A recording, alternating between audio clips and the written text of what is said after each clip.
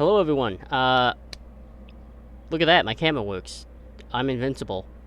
But as you are aware, or should be at this point, that there is not a episode of Star Trek Intelligence within the next few weeks. With that being said, we're doing what any good table does and pivot a little bit. We do have a skeleton crew, but that's fine. In addition to that, just as a reminder to everyone here, is tonight we have our playing card deck giveaway here, which will be done during the break time, and then announced at the end of the stream. If you have people who might be interested in something like this or would like to just have them join in, please have them do so. We'd love to expand and, just have them here in general. Couple announcements here, aside from the very obvious. The Rune and Relic die that'll be another giveaway when we hit our affiliate mark. I won't say if, I'm going to say when, because I am determined. In addition to that, I do like to promote all of my other fellow players and everything that they do. So, with Lucas being gone due to an insane stream schedule, like actually insane, the man's crazy, I would strongly advise you check out their streams, you donate to their coffee as they work for Tomorrow is Dead Season 2. They will be using the Free League Walking Dead system. And they need just a little bit of, support to get that artwork and to maybe get a little cool intro going. I know that's potentially in the works. Now then, additionally, our field medic, Little, is gone, the whole catalyst for switching this, and rather than have him lose out on a whole arc's worth of story and character development, we figured we'd pivot and shift. With that being said, I do not believe I have any other announcements. Oh, right, no, I do. The applications for the Dark Saviors and Star Trek To Boldly Go is technically closed. Though it is technically closed, you can still apply for it. You can't apply for it via Discord, but you can get a hold of me via DMs on Discord, or you can respond on the Rune and Relic Twitter, and we can get some things worked out. I do not believe myself I have any other announcements, so I will hand it off. Hi there, I am so nervous. We'll do fine. Today we are going to be running a little game I am calling the Pokenonary game. Very, very loosely inspired by a game called 999, but I am heavily stripped it down because we've got a lack of a full roster of players to truly make it a notary game. And there will be no spoilers. Like, I highly recommend anyone who hasn't played 9 Hours, 9 Persons, 9 Doors to go give it a shot. Go and do it without any knowledge. But it's just mostly set dressing for me. And we're doing a little Pokemon twist on it. But yeah. Give me just a second to open up my notes. Alright.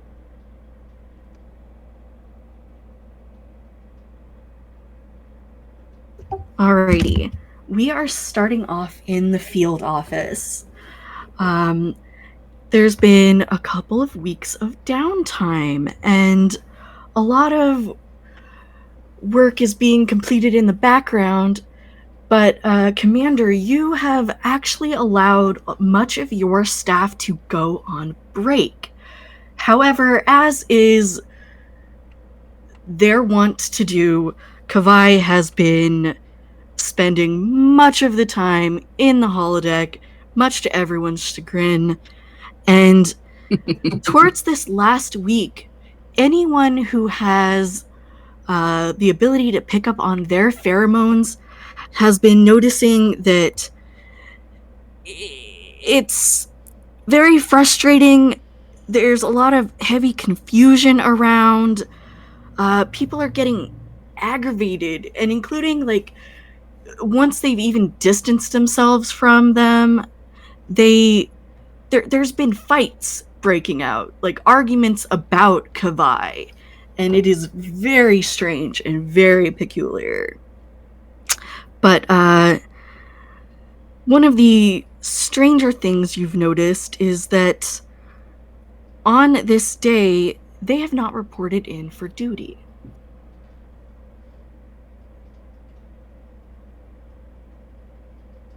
She's going to try to figure out where Kavai is at. So she's going to instruct the computer to see if they can locate her comm badge. It registers in the holodeck. She's not shocked. Nope, not at all. So she's gonna take a look at, okay, what program is running in there that has Kavai so absorbed?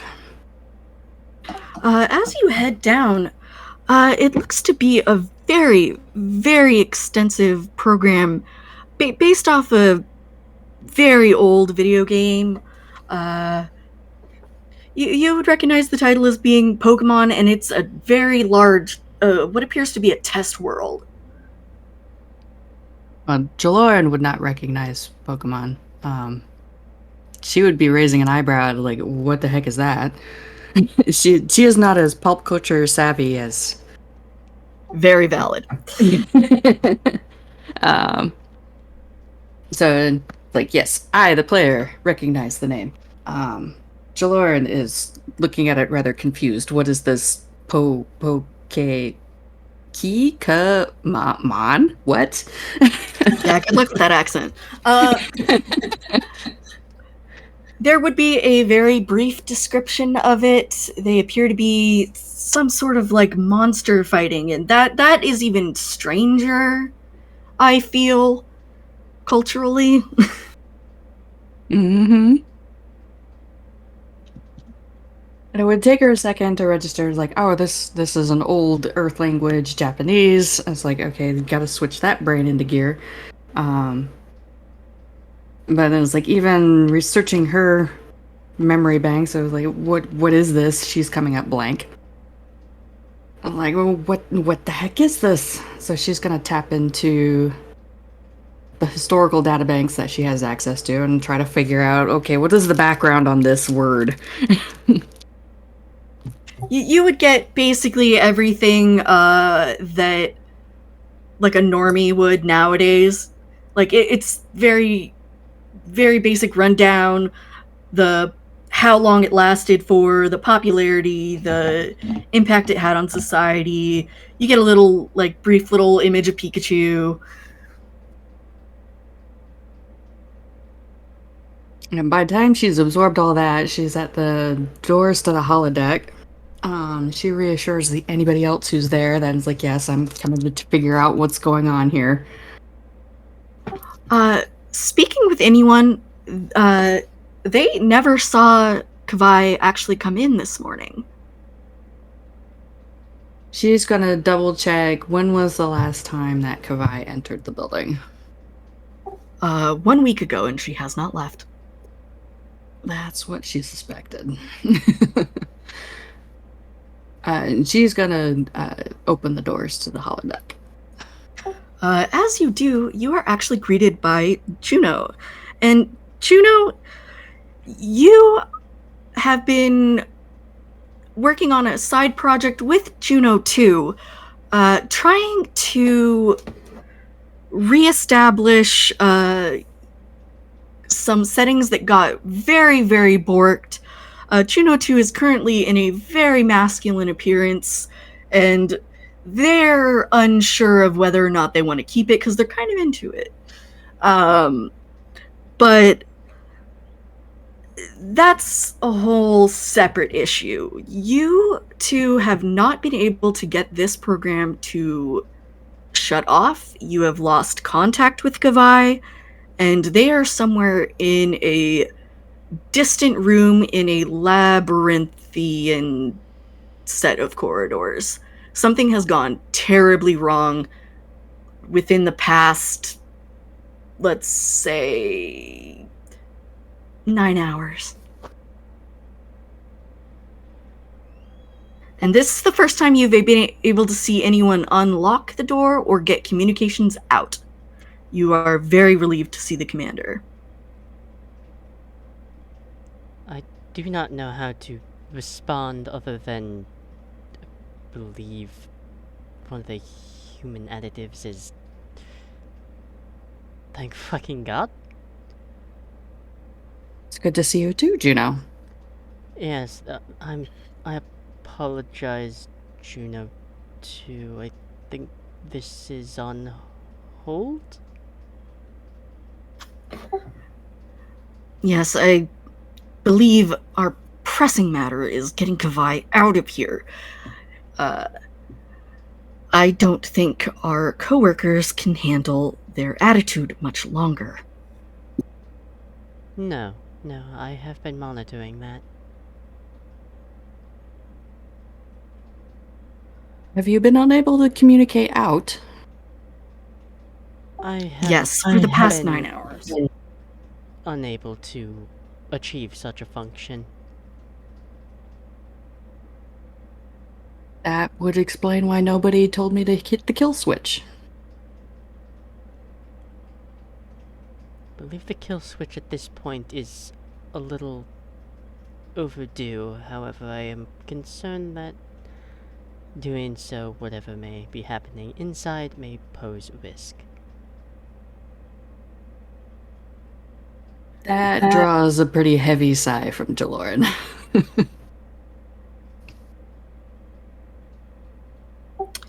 It's about at this time that something drops out from an overhead compartment. It is a sphere.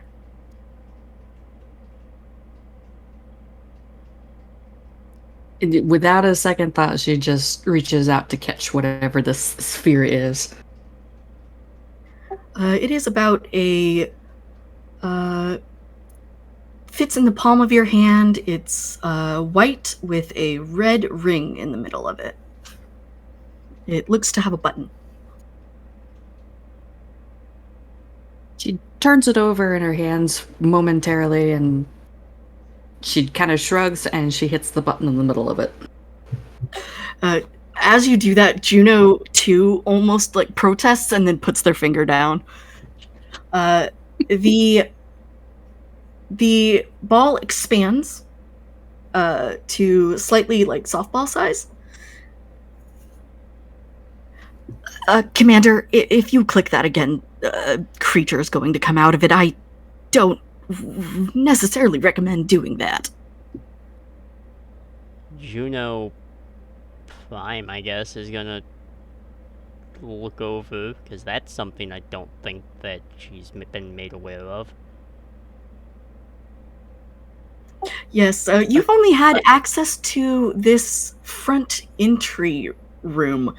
Juno 2 seems to have free reign of this program. You have been locked out. Creature. Juno 2 rolls their eyes, like, just heavily. And he just sighs and says, "It's a Pokemon. Some stupid game." I think whenever Kavai activated this stupid program, it borked everything up. I'm going to hazard a guess that not just activation, but whatever modifications they've been doing. They look down and back up and back over to Juno and nod at you.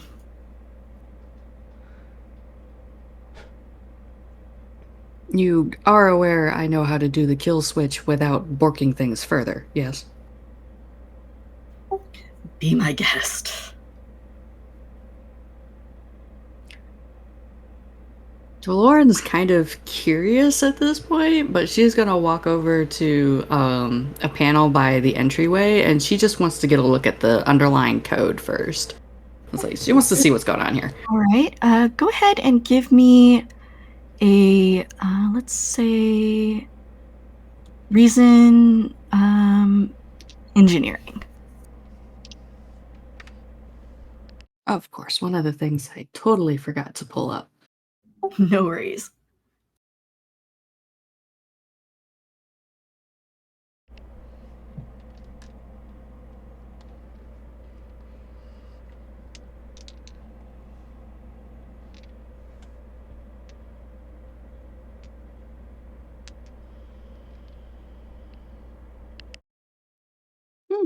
Not a horror score. Would her computer's focus come into play here? Absolutely. 8 and 17. So one success. Oh yes, that's right. The difficulty is 1, like, so you absolutely can figure it out. However, you are aware that turning off this program or disabling it in some way, there appears to be a biometric component here, and messing with that might not be the best idea. Is she able to discern like what is the biometric component? It's like have to like what is the like what is the trigger for shutting down the program based on the biometrics? You would have to have hands on whatever. You are aware that Kavai has been using a modified headset lately. You would have to have access to that.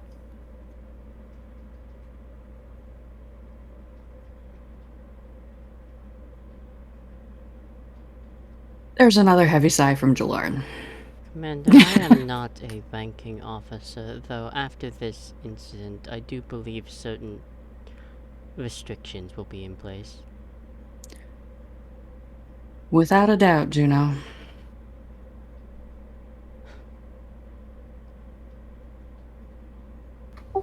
But first we have to shut down this program. And it seems we have to play along in order to get to it. I don't like this version of a Q-esque event with no Q.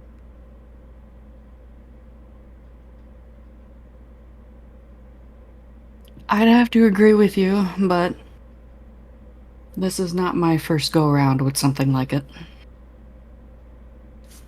Sometimes you just have to see things to its end. It is about at that time the object in your hand shakes. And I would like someone to roll a d4 for me, please.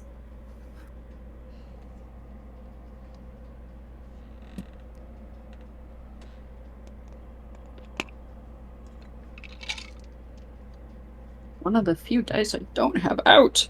I got it. Oh, it's on the floor. Hold on. Escape. I lost Like out. whatever's- Nope, I found it. Coincidentally, is what the Yeah, it was like whatever is trying to get out of the ball is. 4. Alrighty. Let's see here. I need my other tab. Where did it go? Hello?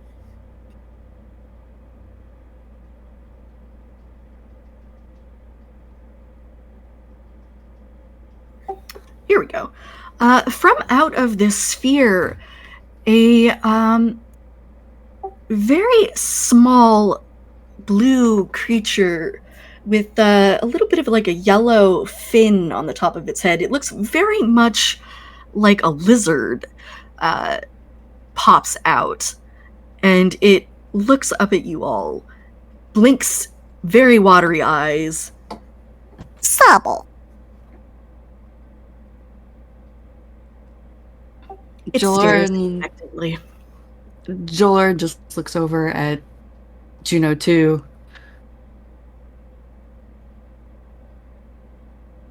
The creature you were talking about? Juno, it begins to crawl up your leg and onto your shoulder. Okay. Well, this is certainly different. It flicks out a tongue and, like, touches your cheek briefly. Almost affectionately.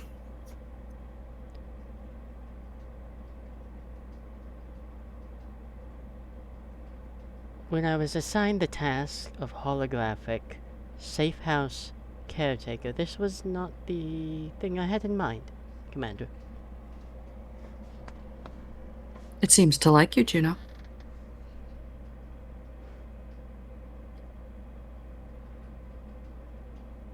I suppose this is part of playing along?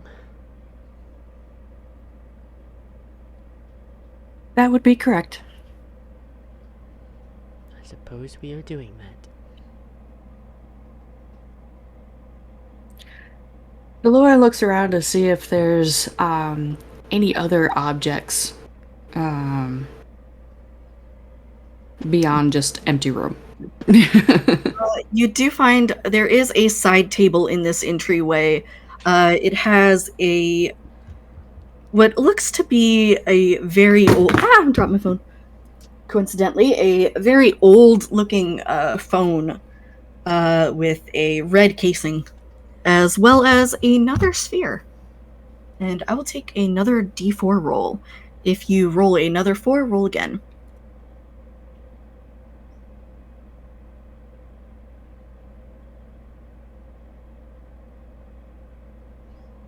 One. And Jaloryn walks over to the table. This sphere is different looking. It is white with red on the top.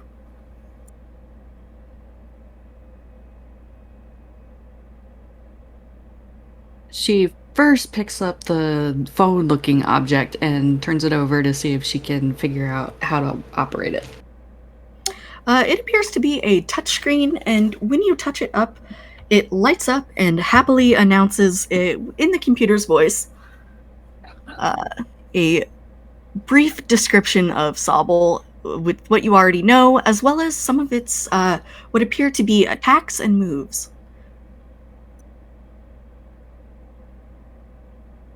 This would appear to be some useful information for you, Juno. It would appear so, though after this is all completed, I do hope Kavai's programming takes an ease on it. Yes, there will be some discussion regarding limits.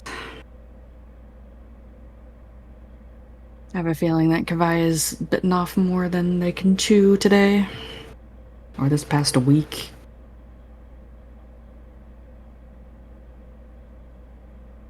Is there more than one phone-like object? No, just the one. Okay, so she'll hold on to that.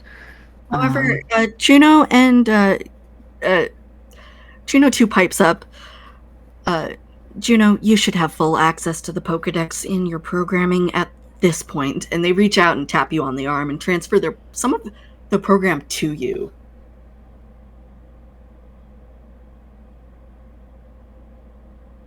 Okay. What a very strange sensation.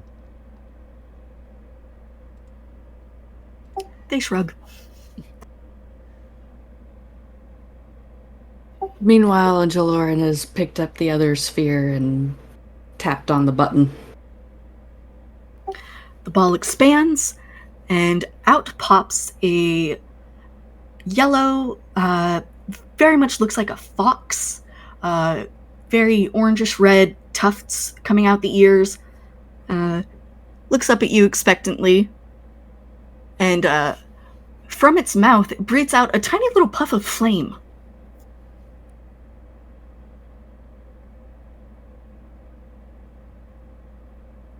I don't understand what's happening anymore. Whoa, Discord just crashed for me. Sorry about that. Jaloryn smirks at the little thing, and she's figured out that she can just aim the phone at the little fox. It gives you a brief description of its name and a list of moves.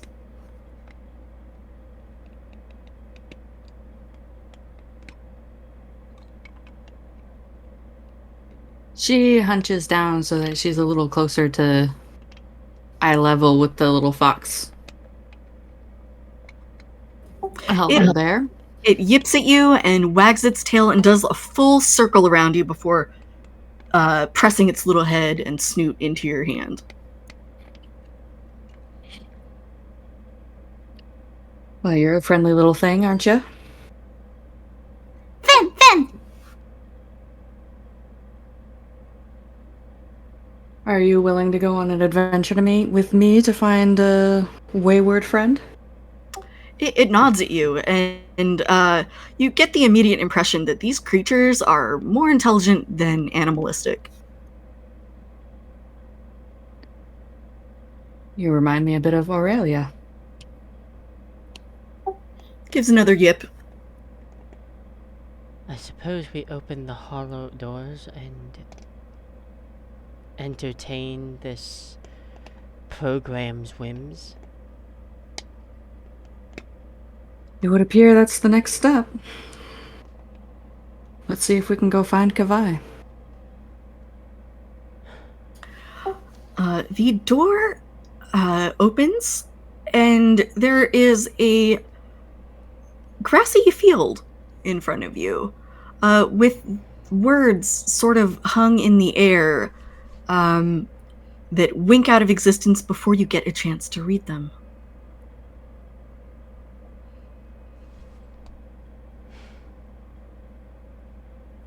Upon stepping through the threshold of the door, Juno 2 disappears.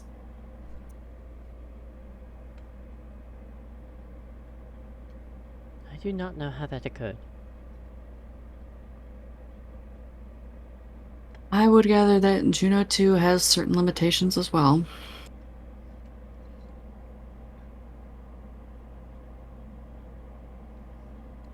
Can I get someone to roll a D10?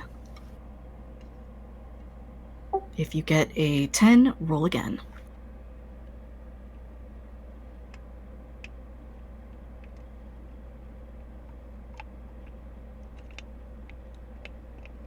Four.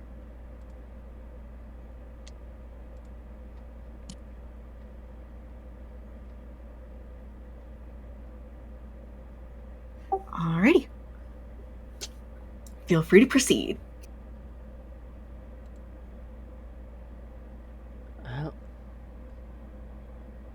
Upon entering, Juno kind of looks down at themselves in very just kind of, very like Federation standard civilian-esque attire. And kind of considers for a moment. And having some of the program put into their processes.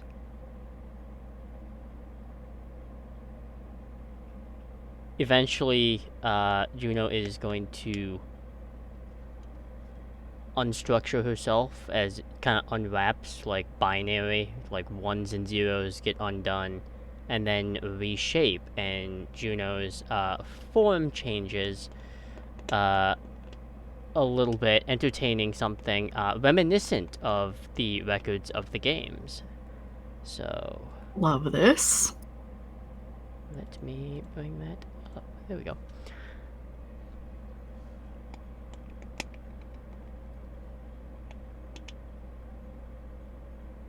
I figure this would be easier to approach Kavai upon finding them, and then subsequently scolding them. I wish I had the ability to quick change like that. It took a long time. Took 100th of a microsecond. Longer than I would like. Oh, I'm loving this so much. Jaloryn just kind of looks at Juno.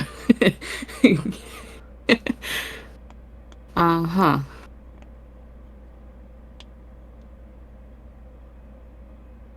Like, she herself is in, like, basic civvies. Because she was ready to go home at this point.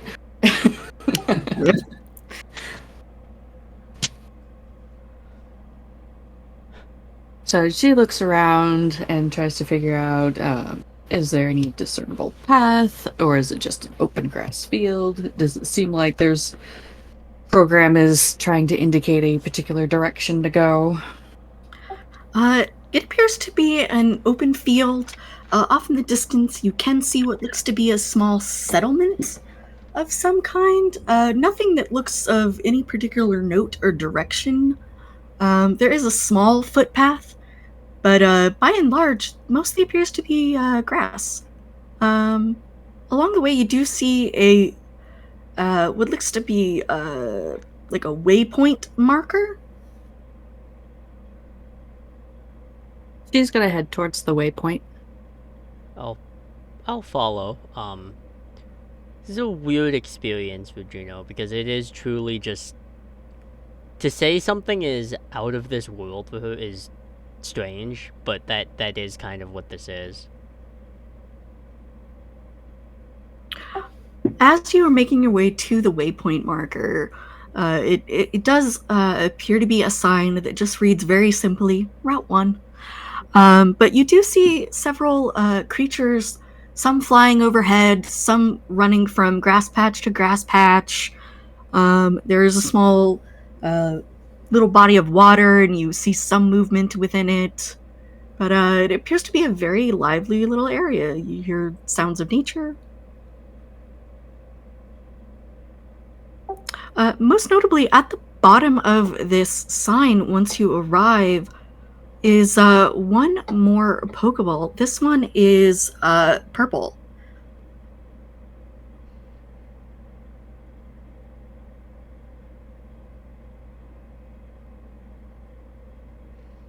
Jaloryn punches down and scoops up the ball. It does not shake or react to your touch. It appears to be either inert or there's no creature within it yet. She looks it over to see if there's any other markings on it. Looks to be an M on the front.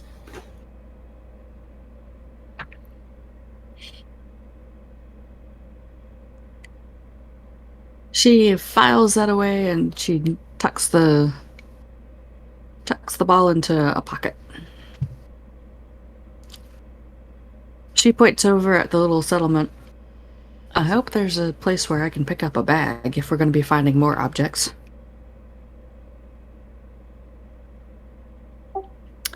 As you make your way there, from the grass, a creature on it almost looks like a plant. It has two heads and it walks almost humanoid-like. They appear to be bell peppers. Commander, you cook a lot. Have you had a nightmare like this? Only when I've had a bad experiment with spices. The creature appears to take what can best be described as a threatening posture towards you. I'll look at the small creature that's probably been just chillaxing on my shoulder at this point. It does look rather defensive for you. I suppose you can show me what you can do. It'll hop down in front of you and oblige. Jaloryn looks down at the little fox. You want to help out as well? It looks a little more reluctant, but it'll hop down and follow orders. At which point, Jaloryn decides to see what information she can glean about this creature. As she points the Pokedex towards it. It is a Scovelin. It is a grass fire type, and you don't get too much more on it at this time.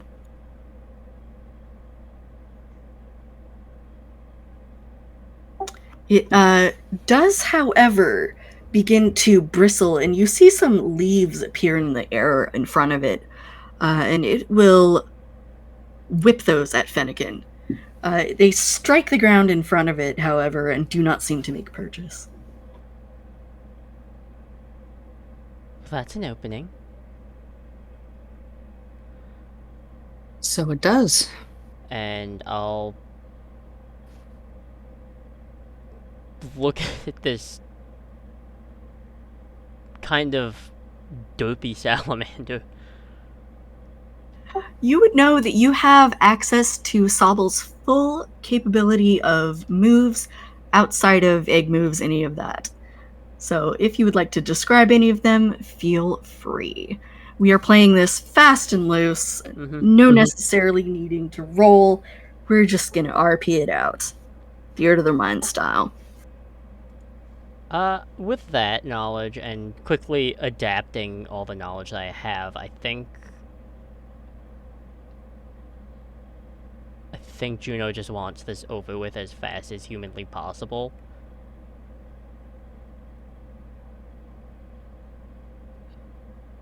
Pick ahead and sucker punch it. Your Pokemon obliges and gets in there very quickly for what you see of its size.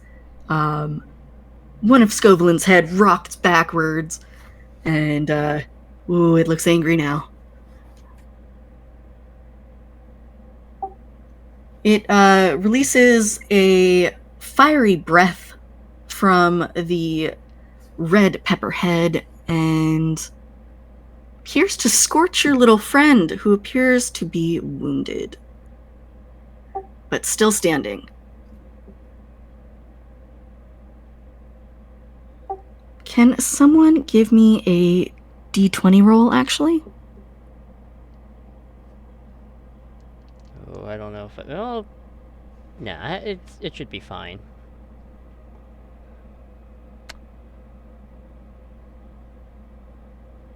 That, you know, that tracks whenever I roll a D20. 1. Oh, yeah, yeah, okay, I was not expecting that. Apparently that punch did a lot more, and that Scovelin appears to be very dazed. Jaloryn decides to take advantage of the fact that it seems very dazed, and she's going to look at the list of attacks that Fennekin can do, and she hits on one that looks like it might help.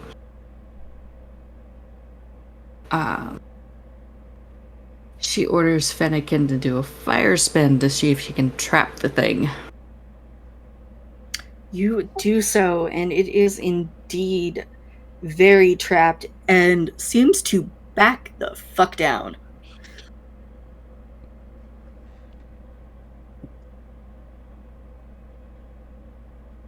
After taking a few more hits from that attack, the Pokemon flees. Actually, no, I believe it is trapped. it hunkers down. Yeah. Builds a Yeah, small Jill. plot of land. It's there for a while. Yeah, some of the grass in the nearby area does begin to catch fire. You want to make sure that doesn't spread, my little friend. Sable. It'll put that out. It's a good thing you got a water type. Fire and water. This should make for an interesting adventure. Yeah. Well, congratulations. You guys more or less defeated your first Pokemon.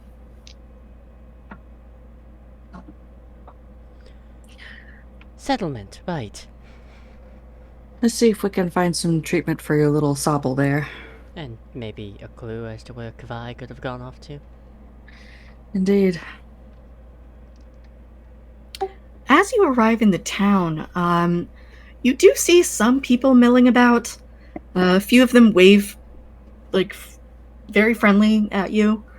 One person, seeing that your Sobble is injured, directs you to a building they call a Pokemon Center.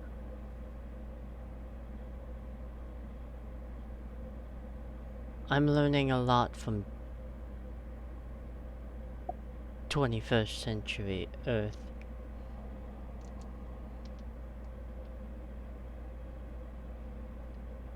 Indeed.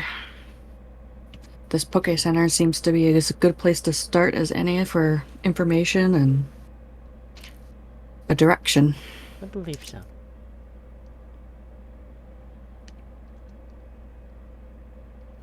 As you enter, the building seems to be lit, but only just barely. There is a woman with pink hair standing behind a counter.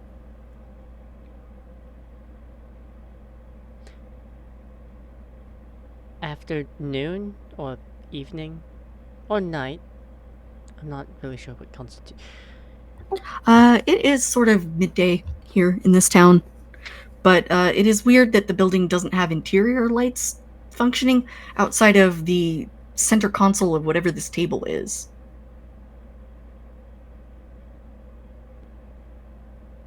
Hello? The woman smiles, nods, and gestures to a countertop that has 6 half sphere slots.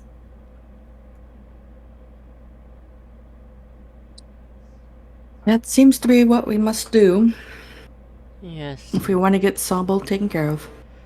I suppose. And I'll hand it off for that, I guess? The attendant will let you know that you need to return your Pokemon to their Pokeballs briefly. You might know the drill better than I do. And I'll just nose boop it. They will return to their Pokeballs, and once you place them on the machine, it gives a little jingle, and it appears your Pokemon are refreshed to full health. The attendant then sort of more or less glitches out of existence, and the power goes completely dark from the building, and you hear Juno 2's voice say, "Whatever you did, don't do it again." Their tone seems most unusual.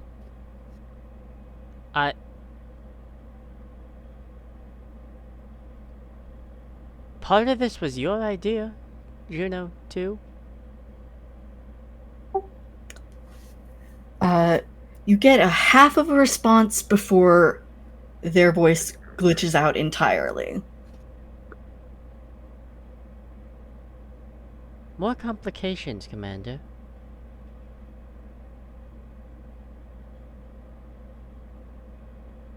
But I suppose an astute observation is unnecessary in this case.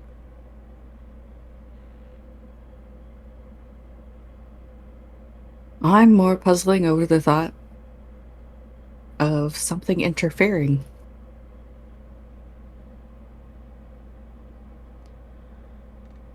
Well, there are other residents we could ask. Indeed. Let's go ask around.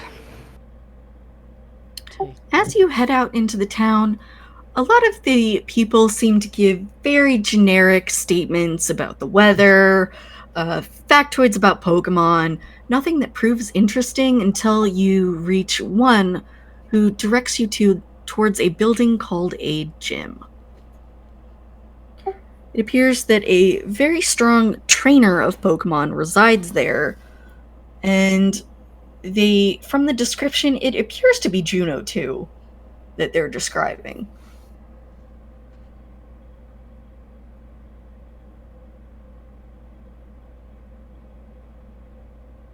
I have a feeling that Juno 2 is not as independent of this program as they might wish to be.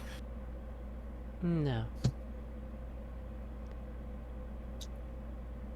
And any more hints will likely get cut off. Likely so. I will make an attempt to deal with Juno too, as I have discovered a slightly, I believe, human sensation. Have you been able to identify that sensation? I don't think I like being sassed.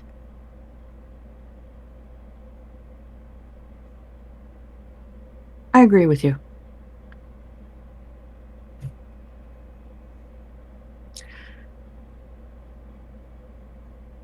I think we should split up. Why don't you check out that gym and I'll go look around and see if I can find some supplies. There are buildings, if the residents are indeed standard basic programming, then in theory the residents should be static as well.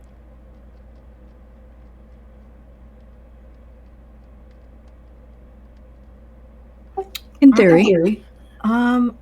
If we are indeed splitting the party, let's take care of the commander first. What would you like to do? She is going to have a look around and see if there's a place where she can pick up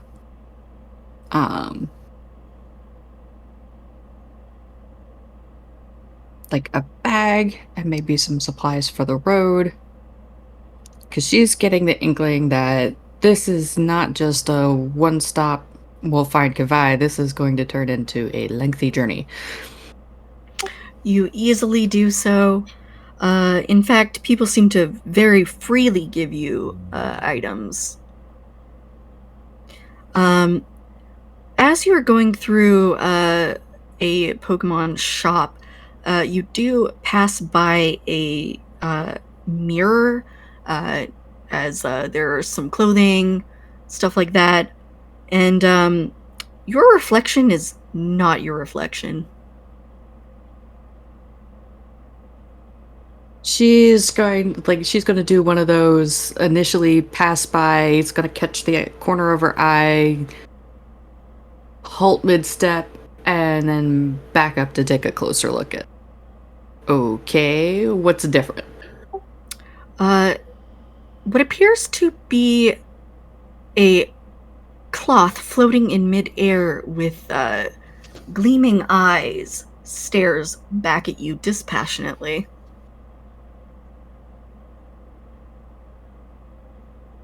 It then vanishes from the mirror, and your reflection does not return to you.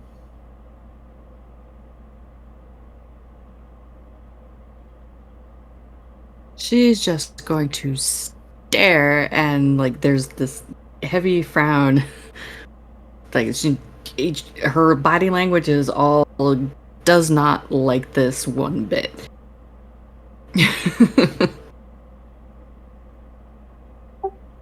Do you remain in the shop? No, she steps briefly over to a counter and organizes things, slings the bag over her shoulder, and heads out. As you head out, the scenery is noticeably different. It appears to be nighttime. She's puzzled by that because it's like, there's no way she was in the shop that long.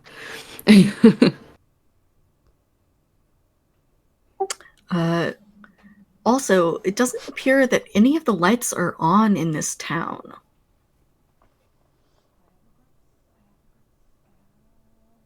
And in fact, the streets are empty.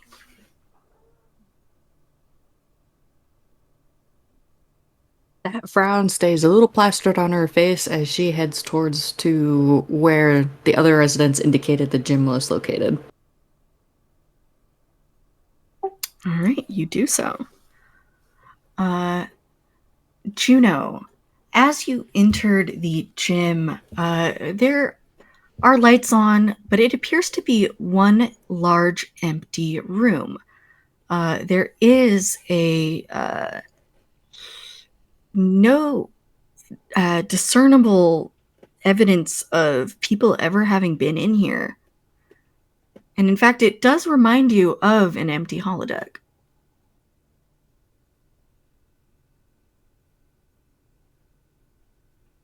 I feel ridiculous. Hello? The air crackles in front of you. And Juno, too, appears to be trying to manifest here and is having some difficulty in doing so. Something's gone very, very wrong with the program. Really? They shrug and just look down at themselves. You can see bits of their code. And the expression they wear is one of, you're not sure if they can feel pain, but discomfort nonetheless. Do you have an idea of how to resolve this? Not at present. It is an empty room. Yes, when we arrived in here, I was transported here and it was populated. However, Excuse me. however, once you appeared to have recovered your Pokemon, there was some sort of power surge and I was not able to maintain this form here.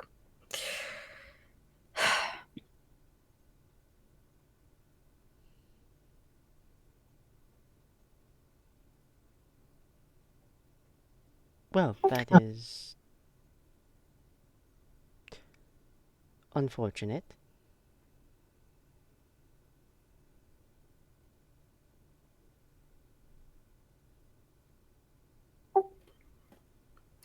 However, they pause and look around.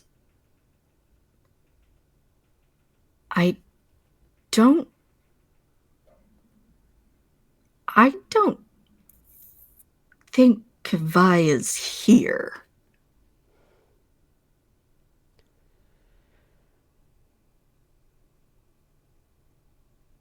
Looks throughout the empty building with nothing in it. I don't mean here, I mean in the holodeck. In general. Where would they be? They look puzzled and confused. I don't know. I'm not able. And they cut out.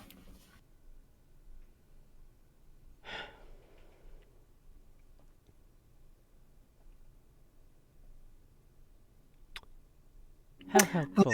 And a leaf. It is about this time. You two more or less meet at the door simultaneously.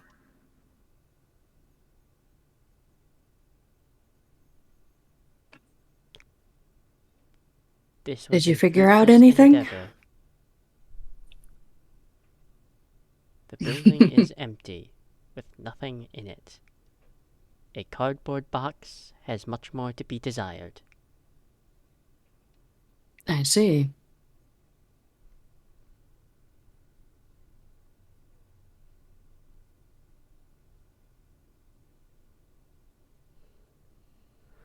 I wonder if we'll be able to continue to progress, or if we have to get through whatever challenge was in the gym. From the very brief light of the gym, doors being still open, you hear a noise from behind you, Commander. As yeah, that's it. You just hear a noise from behind you, sourceless. She turns around and looks in the direction of wherever the noise came from. It appears to be slightly down towards your shadow.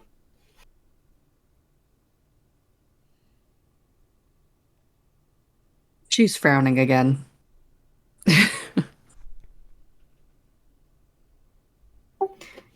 It ripples, and from up rises a purplish, it looks like torn cloth, and it stares at you again with those same very dispassionate, faintly glowing yellow eyes. She instinctively takes a couple steps back. But she does have a presence of mind to pull out the Pokedex and point it at it. The Pokedex does not give you a reading. However, this creature hisses and moves through you and then vanishes. She shudders and it's like, I is not quite sure what to make of it.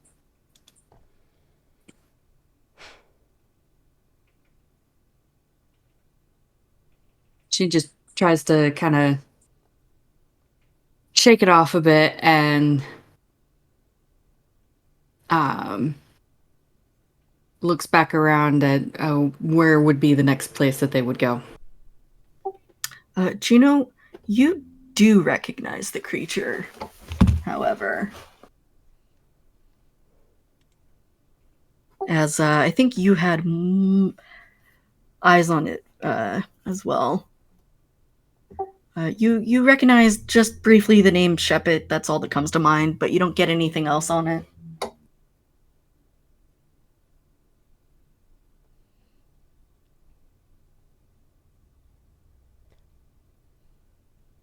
It appears we're seeing ghosts, Commander. Creepy ghosts. Not the fun kind.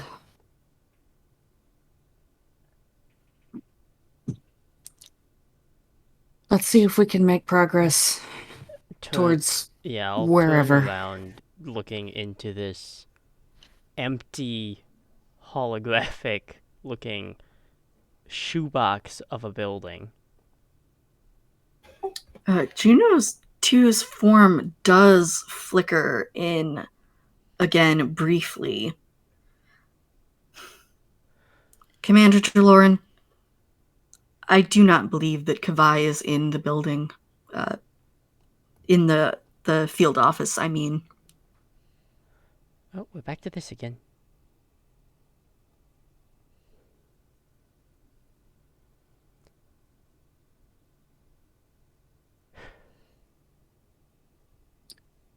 The trouble is, there's record of Kavai entering the building, no record of Kavai leaving. If they're anywhere, they're in the holodeck. Unless they found a way to get out underneath the building. But considering how obsessive Kavai can get, my inkling is they're still here inside this.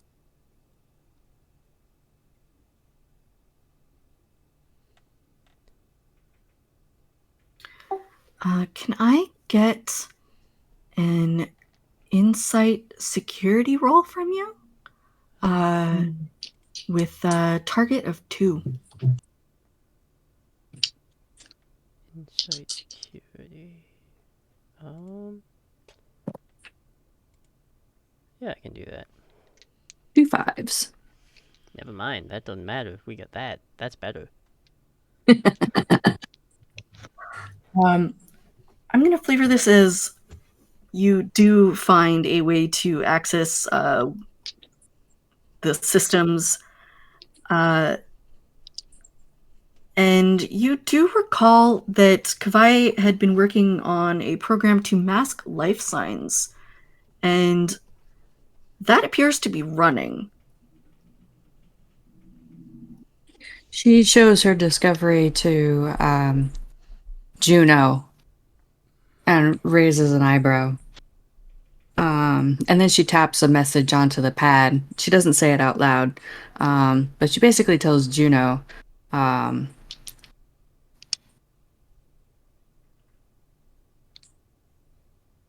this seems to be part of Kavai's plan. But I don't know how much Juno 2 is aware of it. Juno 2 seems to be the obstacle as well. So the less we give away to Juno 2, the more we can progress.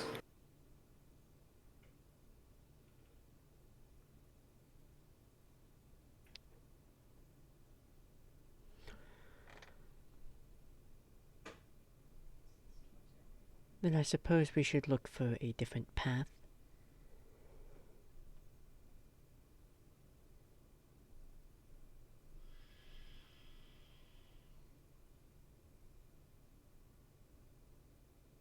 She looks around and she gestures that they exit the gym. Let's see if we can actually leave the town. That seems a good way to test the theory.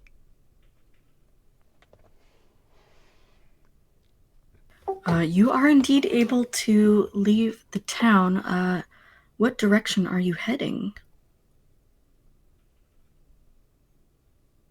Well, if we're going off of cardinal directions, not south, because that's basically where we just came from. So...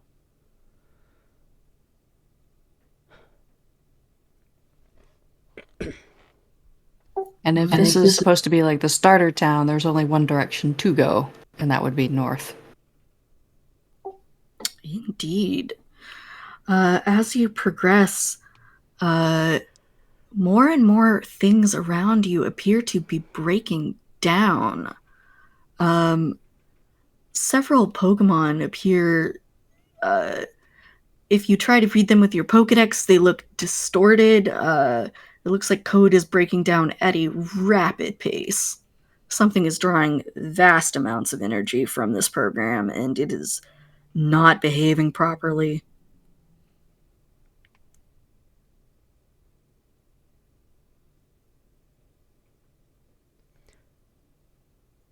Perhaps we should have longer strides in our walk. Yeah, Jaloryn's scowling pretty heavily at like everything that seems to be going on. It almost feels like there's something in conflict with this program as well. Not just too much going on, but it almost feels as if the program is tearing itself apart.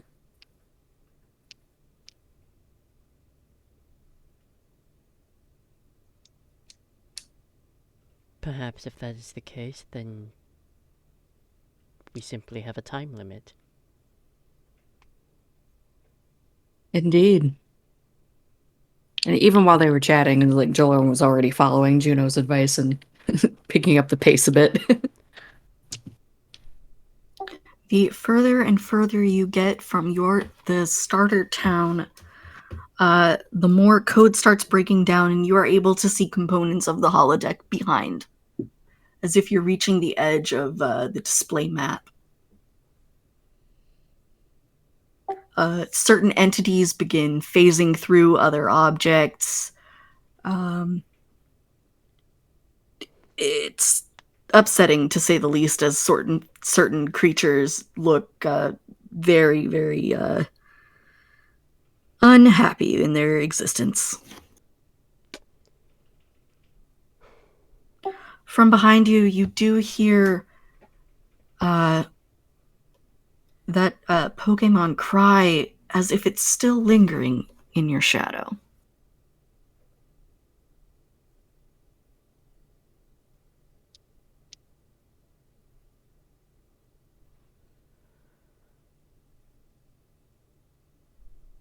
She's not very happy about that.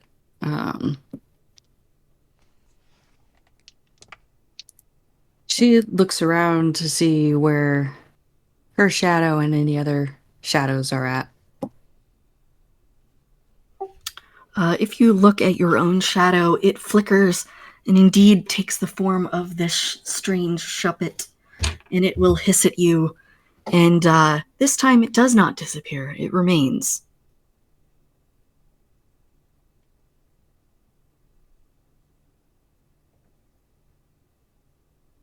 She is going to address it directly. What do you want? Whereas all of the other creatures have thus far appeared either amiable to your approach or wanting to battle, as it were, this one floats up and down and begins to turn and head back the way you came.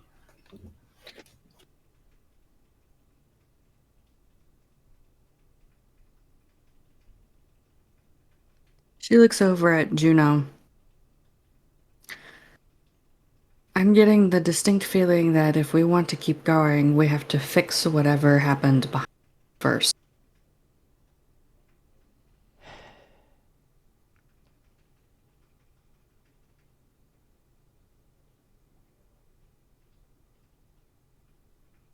When we find Kavai, they're fixing or possibly rewriting this program from scratch.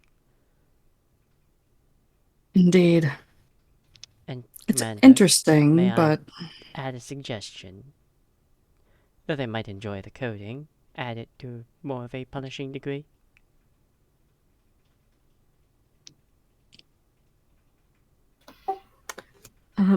Before you can make too many more steps, hang on, let me make a roll here.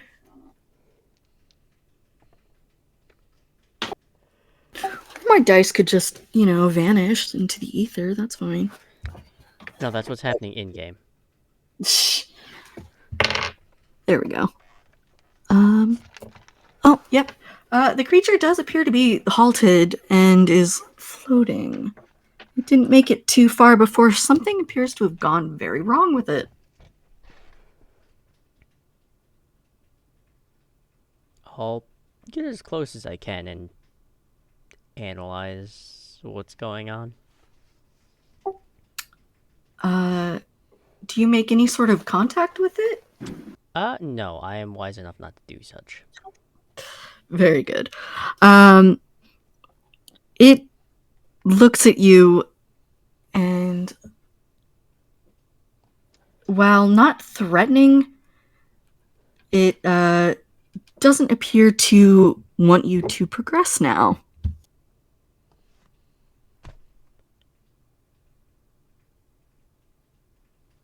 But what the hell do you want then? First you block our path, then you lead us back. seems to have led us to what we need to fix. Yeah, in the space that you're in, what looked to be Fieldland at night, very distorted, very broken, and you do see an open panel. She is going to go over to that open panel.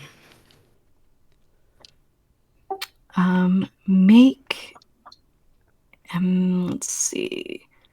Let's do either control science or engineering with 2 successes. Control science is the better score. Would this involve computers again? Oh, yes, absolutely. 1 and a 7. You easily figure out what the problem is that's draining power, and you are able to deactivate most of the program, not all. It appears to be running remotely. Damn that one. I'm not salty, you're salty. The GM mood.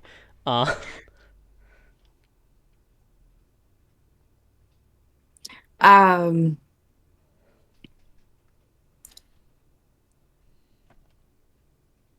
so if it's running remotely, it's tying into the system somehow. She's also gonna like dig into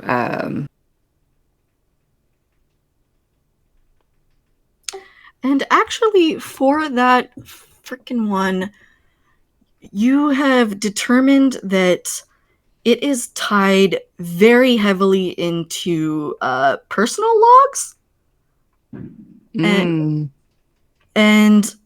it appears to be too many programs that somehow got very, very tied up, very mangled code. With your expertise in particular, you realize it's just a case of Kavai not knowing what the fuck she was doing. yeah. But there is a very, very massive drain on resources and power, especially because some of it appears to be remote. And if you attempt to disable that part of the code, it will delete Juno 2.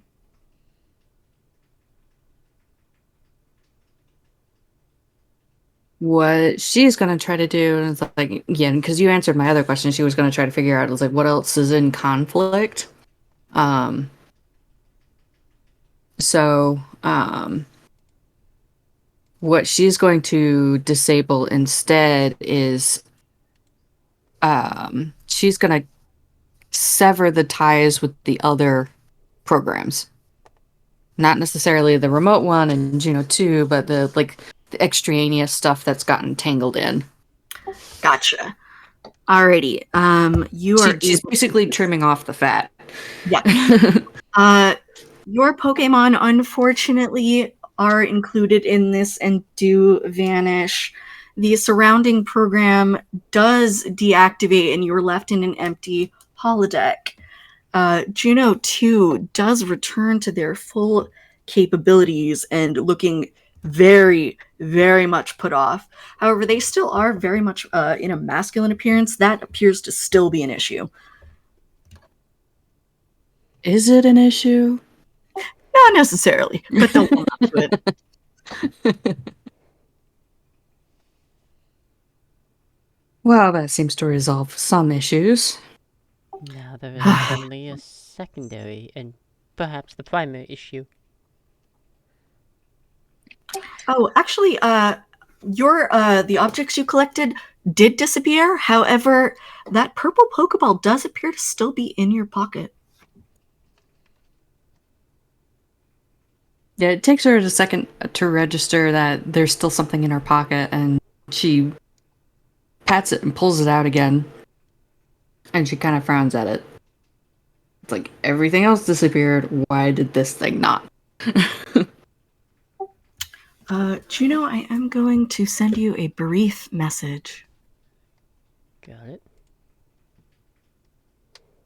it. She looks up at Juno 2.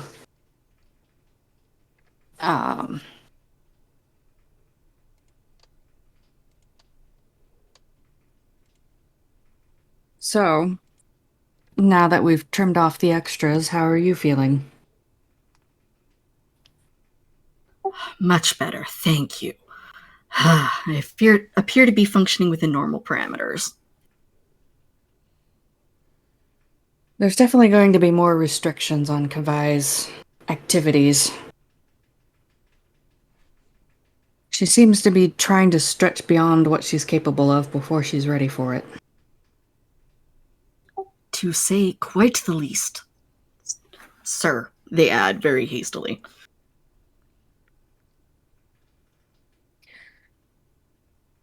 Commander.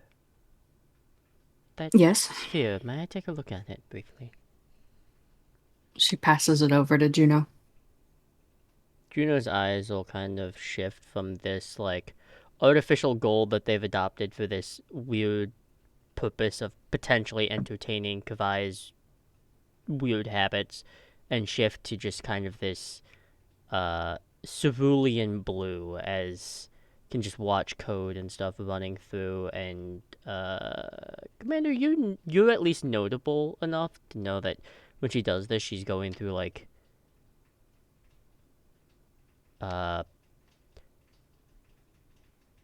logs of notable things in history Mm-hmm. before stopping and returning to this artificial gold and handing it back. Commander, this functions as a limited and slightly crude, if I may say so myself, mobile emitter. Juno, may I also get an insight security check from you? Insight and security. 3 successes. 3 successes needed here. Okay. Need an assist? Yeah, I think an assist wouldn't go, unwarranted here.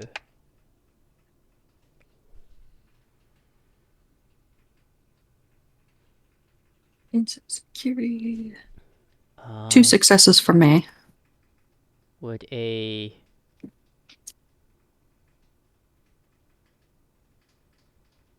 focuses potentially come in play here? The only ones I can possibly think of that might come in play are computers and holographic sciences.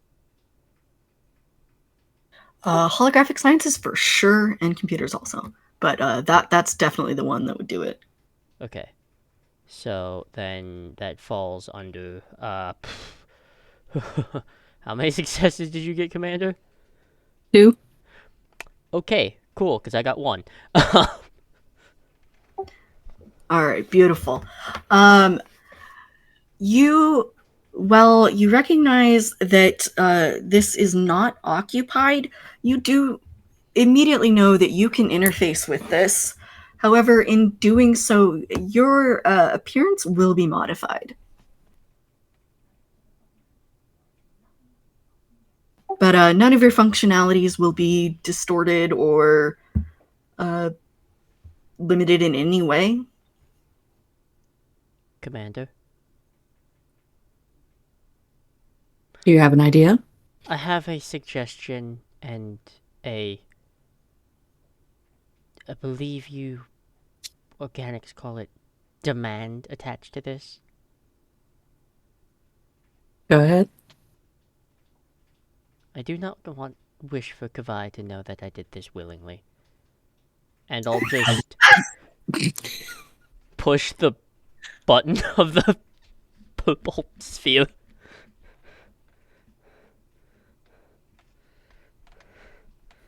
Your secret will forever be mine, Juno. Thank you so much. Your form rapidly flickers as information is passed back and forth at an exponential rate. It is very, very disconcerting as your form flickers and appears to take on what looks like kind of a bird, but very broken.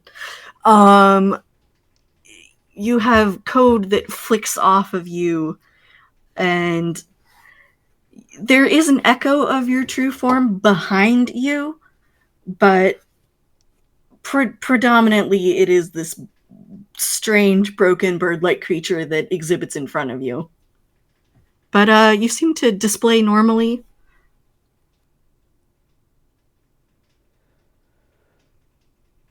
You would recognize the name as Porygon Z.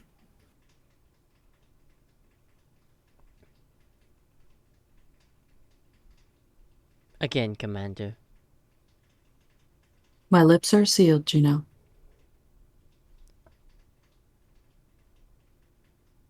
You would also know that you are actually able to leave the building like this.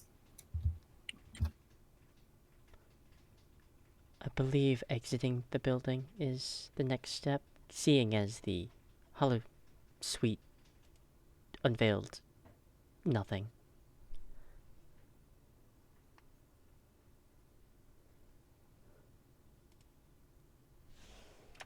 And let's see if we can track down wherever the other end of the remote access is. Yes, I suppose that is what we should do. Shall I suggest their apartments, perhaps? That was my first thought as well. Beautiful. And I think that is a perfect time as our break alarm is going to go off to take a brief hiatus. Alright, I'm just gonna grab the reins here at the last little bit before we switch off into break. This is our giveaway here. So, the way it's going to work is you're just gonna type in a word and we will go through and take a look and see who is available for and who will win it. And the only way all you have to do is type in the word Hypatia, which is Hypati, I believe. That's the word we'll use here for this giveaway. While we wait for a moment, I will get us all set again, and we will be back in about 10 minutes. See you guys then.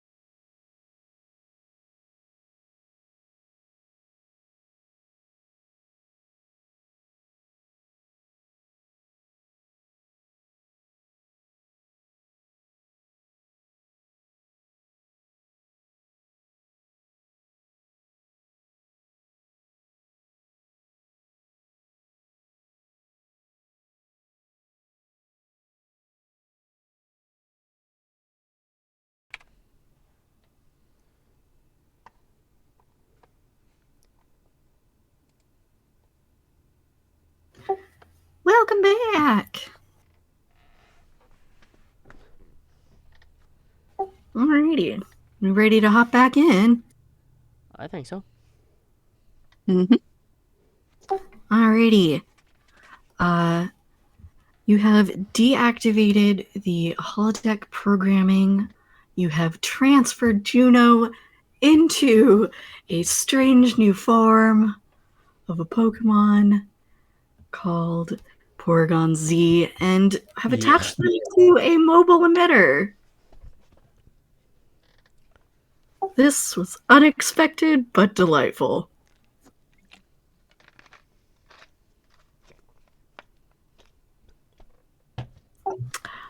What would you two like to do now? As they leave the holodeck, Jaloryn is going to pause a moment, and she's basically going to lock it down. She's going to have the engineering team do a full diagnostic and scrub on it, basically. But Very until wise. I'm until gonna that add to that finish, too. Juno does yeah. have internal access, so before Kavai has any access to this Hollow Suite again, and to ensure that they don't go behind the commander's back to, you know, try these ridiculous shenaniganery again, Juno is going to input a 13 character simultaneously every like 15 seconds rotating passcode. Ouch. Oh, I'm cackling. Oh, I love this. This is great. Okay. All right. She's no big brain on her. That is never getting broken ever. Yeah, and until everything is finished, there's no access. Nobody can access the holodecks for a while. So they're fully locked down for a couple of days. We get that fine tooth comb and start scrubbing the processes. Yup. And then she's gonna go over to another panel and pull up what she had um, noticed before with the logs. You get Kavai's like standard day-to-day logs, work processes, all that jazz, as well as a few drafted letters that appear to have been most recent.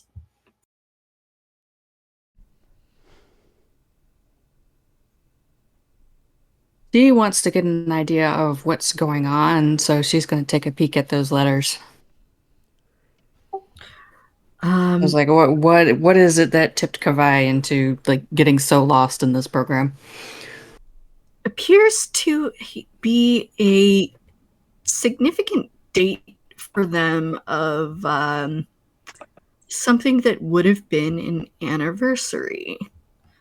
You, in particular, because of your history and uncovering of secrets, would know that it is a date that is marked as a pretty significant incident in Kavai's life that got them more or less disbarred from serving as a diplomat.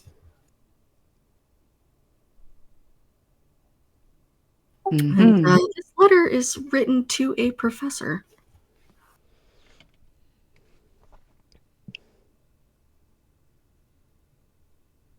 And professor of any significance? Yes, it appears that this professor was their personal teacher for a very long time and seems to have heavy ties to Kavai's family as well. But I will leave such description of them up to Rune.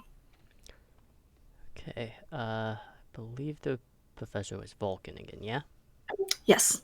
Okay, yeah, the description is fairly, is a traditional in the sense of being Vulcan in mannerisms. However, they are a little bit less traditional in presentory appearance. They take a much more almost Vulcan-esque, like, I guess the way you would describe it is like 80s university professor vibe if you had Like art teacher vibes, maybe? kind of and rather than having like the very like straight type of like kind of simplistic Vulcan haircut, the hair is a little bit more wild and unkempt, and they they're not exactly known for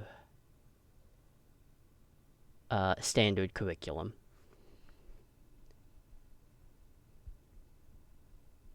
Okay.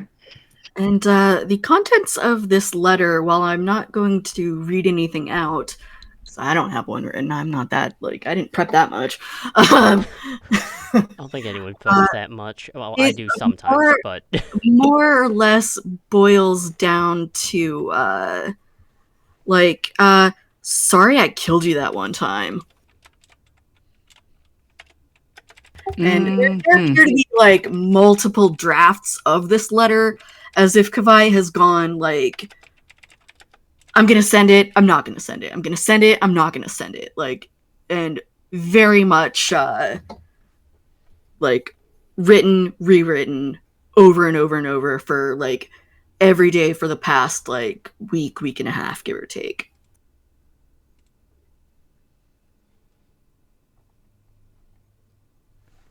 So definitely a significant event in Kavai's history. Indeed. And you would find out, having disabled the program, that they are indeed not in the building and appear to have not been in the building this entire week.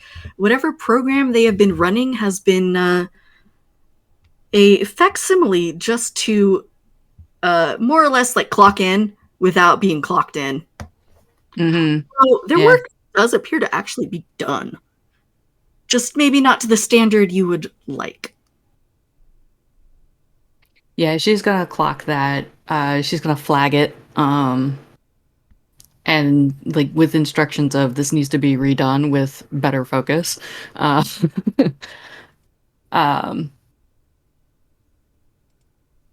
She is going to backtrace and figure out where exactly Kavai is at. Your guys' guess was right on the money. She does appear to be working from home.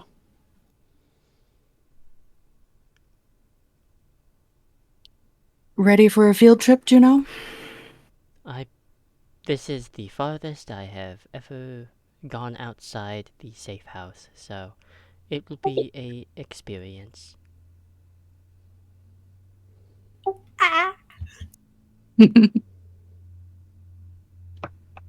So they're gonna head off.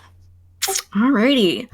As you get closer to Kavai's home, you said you were out of uniform, correct? Yes. Okay. Then as you get to her neighborhood, the streets are not really packed right now. You don't see anybody milling about, which feels a little unusual for the area. However, you do see one person very hurrying, and definitely like noticeably eyeing Kavai's house as they're walking away.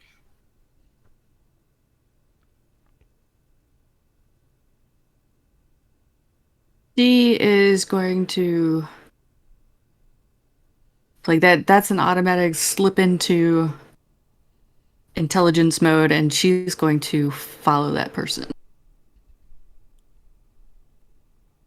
All right, you do so. It appears they're just heading like to a nearby little shop. Looks like they're just picking up some dinner.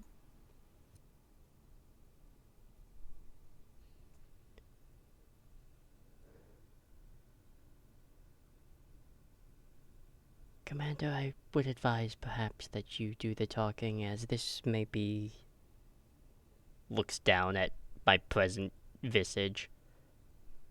Uncomfortable for them.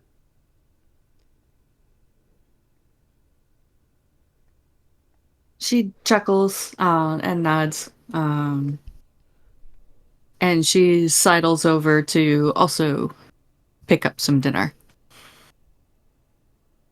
Alrighty. You do so. And in fact, they do clock Juno's appearance, and they almost immediately like just groan like audibly and are just like immediately like put off, but they seem to like have some vague familiarity. Okay, alright. I don't like this either, alright? Oh dear God, it speaks. I didn't think she wrote one of those things to talk. I guess it's an improvement.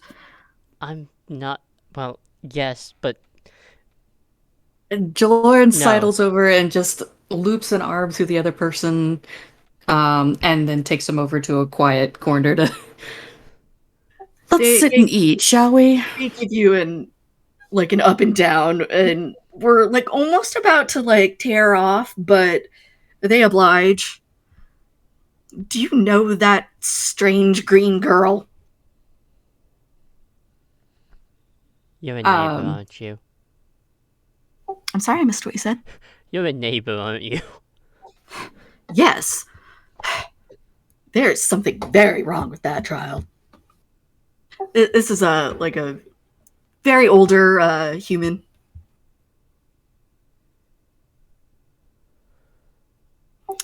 Very much gray hair.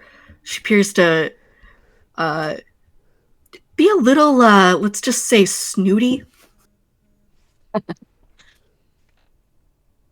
Jaloryn nods soothingly. I take it you've seen some of their other creations around? Yes.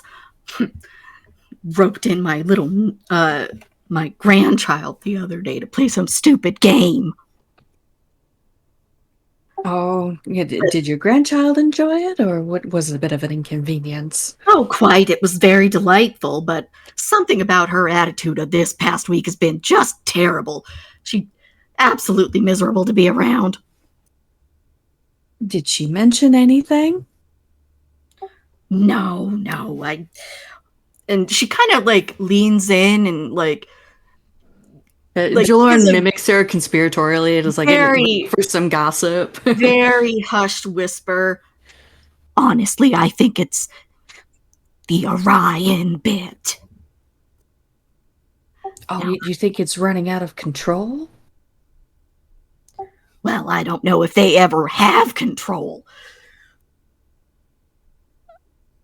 Do you think maybe she needs some help? Your guess is as good as mine, dear. But she pats you affectionately on the hand. If you can offer her any, Lord help you if she'll take it. She doesn't have a choice. She's going to. She gives you just an incredulous look. Shakes her head. Of course, like not realizing that you're not one of these creations, but It's a complicated story. Oh, I can imagine. Girl's been running nonsense this whole past week. I don't think she's slept a wink. I hear her up at all hours. It's just awful living next door to her. Well, I was warned that something might be going on, so check on. I'll see what I can do, okay?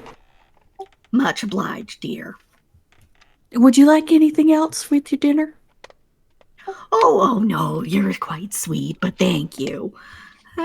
This'll do me for a good couple days, to be honest. Okay. I'm gonna go now and see what I can do about the girl.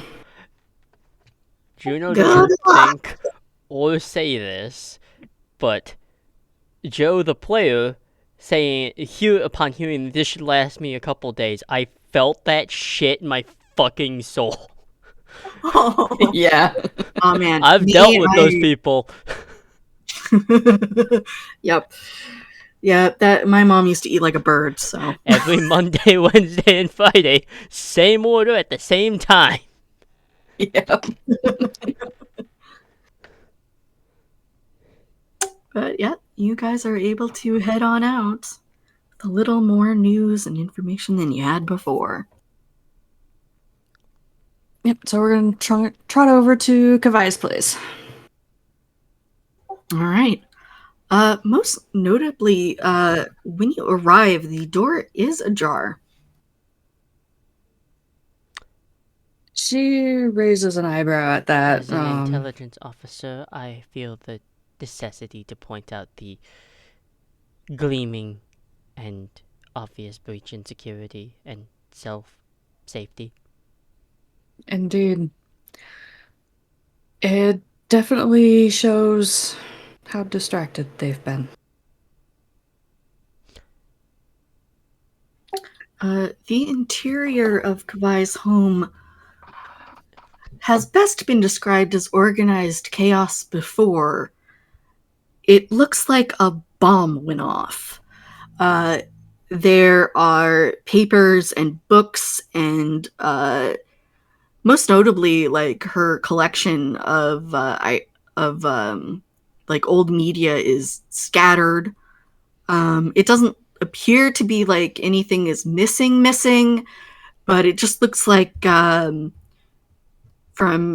go ahead and give me D&D brain says investigation check, but that's not right. Security insight? Yeah, go for that. It'll be let's shoot for 2 here.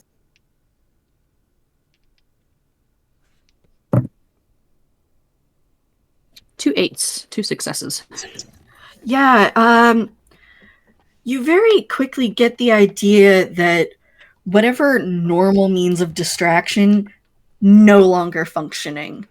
And it doesn't look like Kavai is in this front room where you would normally expect to see them, especially if they're hearing any sort of commotion in their home.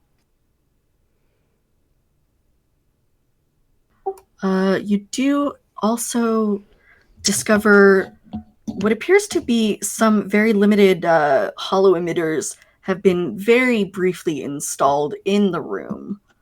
They do not appear to be functioning, and in fact, none of the lights in this area are on. She's rerouting power to function other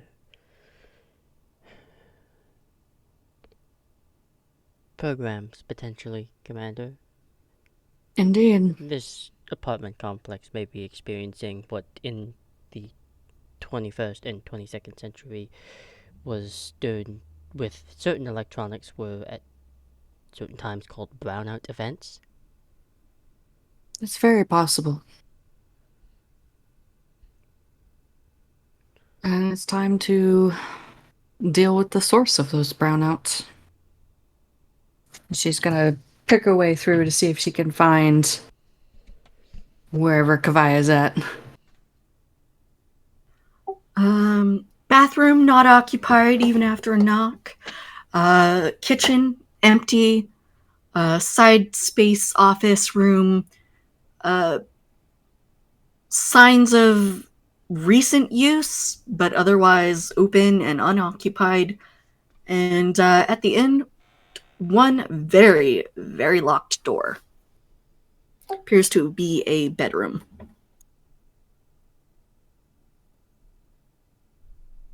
Jaloryn's going to pull a Kavai and force the door.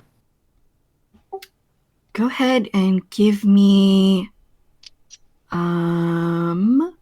control security. And this will be 4 successes. Even with Jaloryn being an expert at hacking? Okay, yeah, let's knock that down to 3. You're absolutely right. Computers at play here too? Absolutely.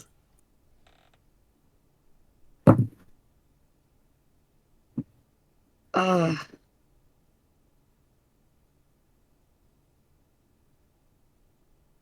4 successes. I've only got 2 dice. That is or 3. Well, neither of those are a success anyway, so.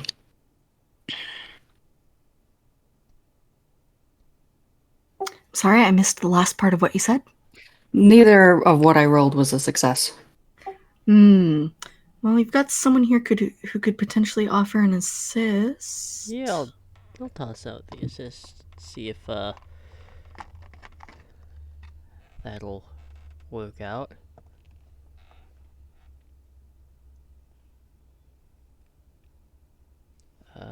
Where's the die? I just confused myself. I found it. Okay. That's a 20. Oh, Oh. lovely. Thanks, Joe. Yeah, hang on. Let me go back to my notes. I need something else I wasn't expecting. Fuck. Juno, upon trying to interface with this door in particular, you get a rapid and overwhelming series of messages from Juno too. They appear to be very distraught, and if you didn't know better, very angry. It appears their code has been reworked as security on this door in particular. And the both of you sort of enter a bit of a feedback loop very, very briefly. You do not feel well. And you get the sense very quickly that if you do not return by the time this mobile emitter battery runs out, your program is potentially locked in and might be destroyed. Commander, we will have to accelerate our methods of entry. Indeed.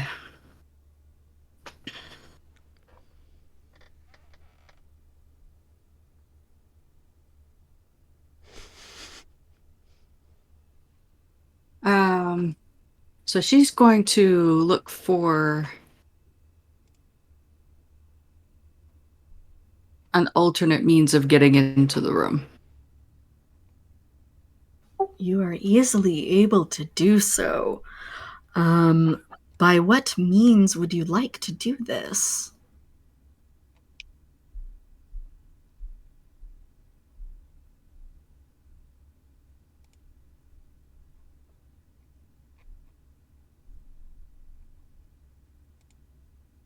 She's going to go to a different panel down the hall that it clearly leads to the door, and she's going to pop that open, and she's going to cut power to the door entirely. She's gonna do the back door override. You do so. With a hiss and a crack and a very much a pop. Let's see. What do I want to have you do here? Can you roll? Let's do fitness security for me as the panel blows out.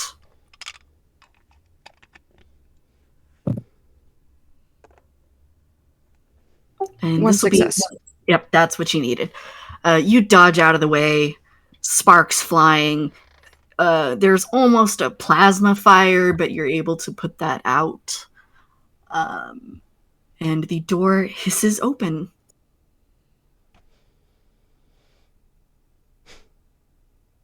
She's gonna go over and poke her head in, and she's going to put on the most irritated face that she can muster up. She's gonna make it very clear visibly that she is not happy. As you open the door, you find yourself standing in a very familiar field.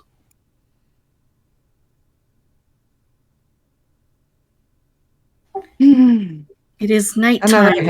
Another heavy sigh.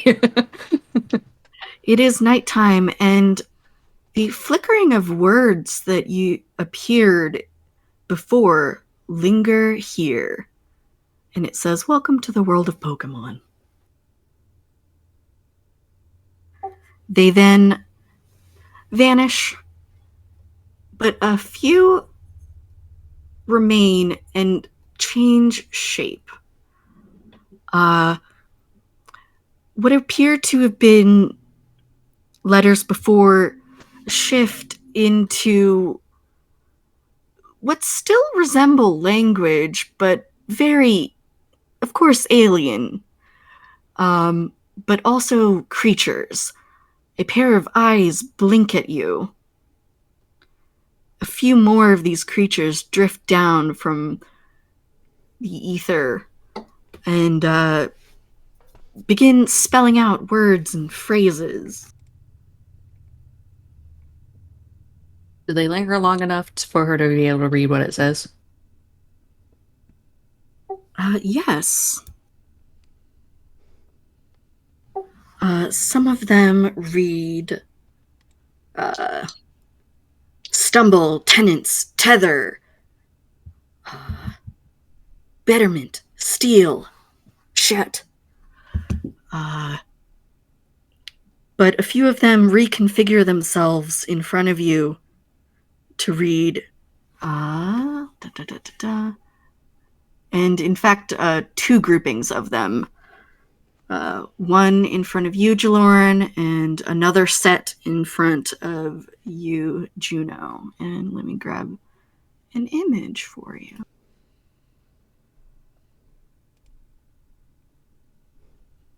Sorry. Messing with my files.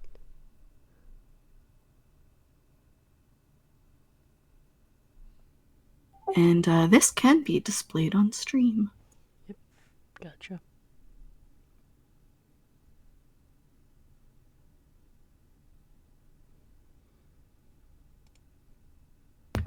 Juno, the words in front of you are on the top, and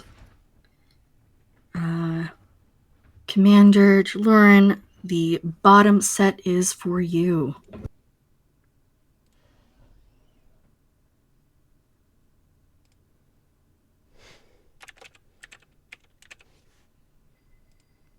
Okay, get that going just so you can see it on stream really quick.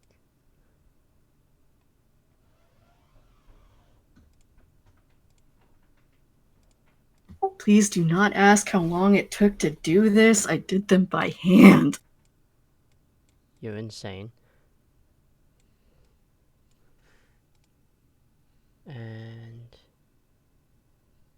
here we go.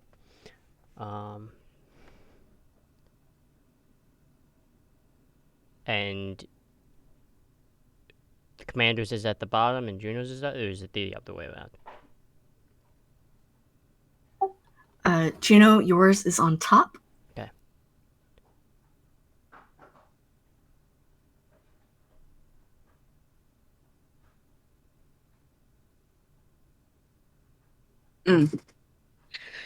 Jaloryn looks over at Juno. Seems we have a puzzle in front of us. It does seem to be that way.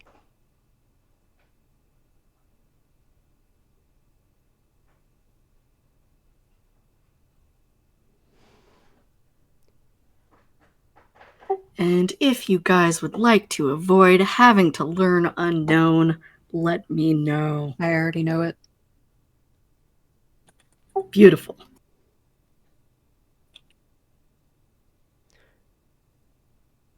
I do know it, but it takes way No too long for worries my at brain to all. translate. Yours reads, relish provokes favorites. And the commander says, entrust, meddle, behest.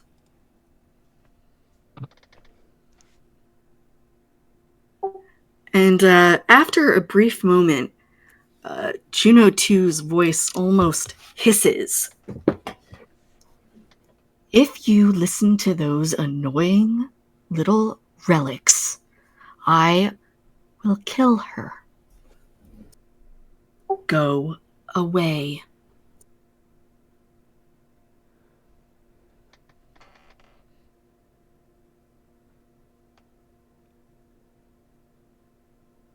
Eavesdropping is incredibly rude. The same could be said of you.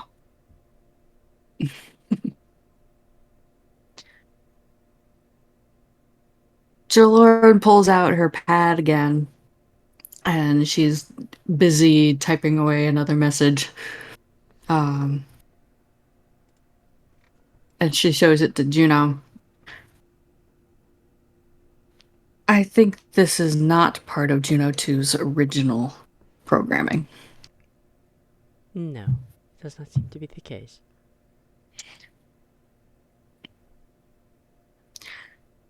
Then she follows that up with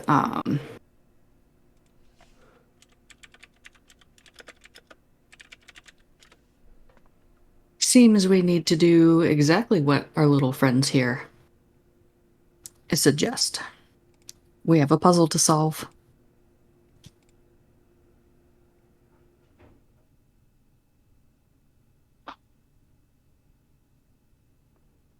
All right, guys, talk it out. Let's see. Relish provokes favorites. Trust. The Behest. original puzzles that involved the unknown involved, they were like 3 words that described legendary Pokemon.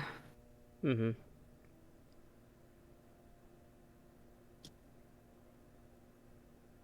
Indeed, and this is information that you can easily obtain.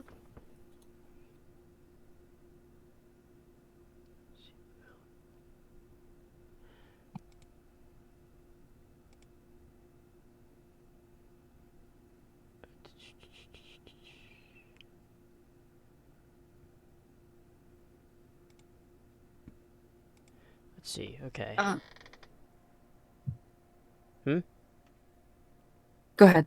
No, I'm just thinking out loud. Which helps in my case.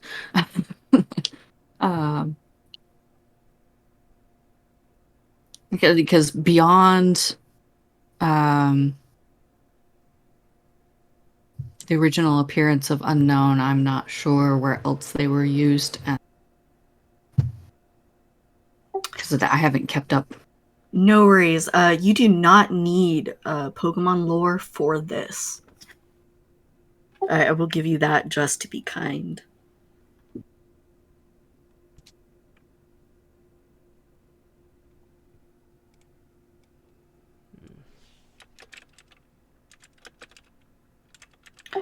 If you would like to do anything in character,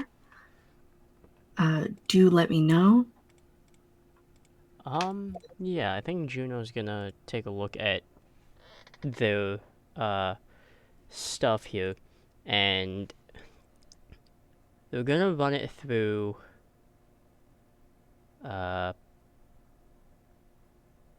just go through a dictionary of synonyms and antonyms, and see if that pushes anything else to the forefront. All right. Doesn't seem to be giving you any sort of leeway or any sort of help there. However, as you are examining these creatures more closely, they do rearrange themselves, and a few of the words read forsook, pervasive, sliver, relish, provokes favorites, feverish, overlooks, and then it gets distorted. Um, and then they go back to saying relish provokes favorites, but it doesn't appear as if they're beholden to that pattern necessarily. Jaloryn is watching this and she says aloud, anagrams. Bing bong! I'm amazed I did not consider that, Commander, since anagrams are still used even in this century.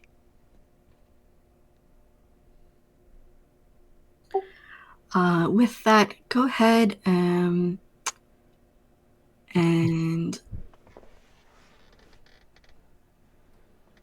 you can either run them through a translator yourself, or you can make a roll to see how quick you can figure it out.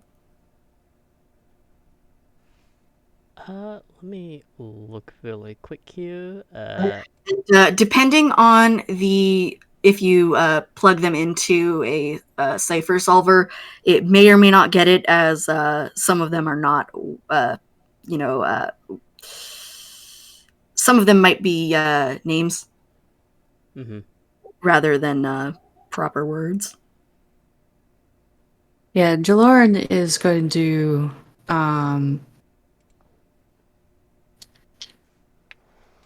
she's going to run it through a translator and then compare it to any word might be Kavaya's logs. Oh, that will get you there much quicker. Specifically, she strongly suspects, like based on what she saw earlier, Juno 2's puzzle. Yep. Yours reads, "The letter must be sent."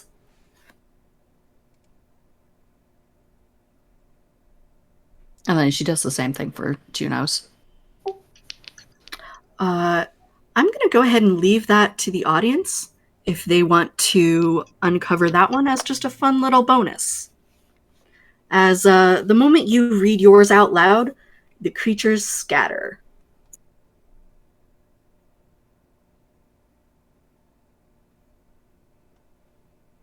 For those of us playing, could you pop that into DM?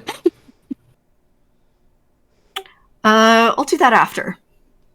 Well, I mean, our little chat on Discord. Yeah. I'll do it after the stream. That'll be something we can talk about just for fun. Okay. Right. I'm being a little cheeky. That's fine. I didn't spend hours writing Unknown to give everything away. Yeah. Har har har. But you can also work on it too if you want. But I can always tell you later. Anyway, the creatures scatter, having left you with the message, "The letter must be sent."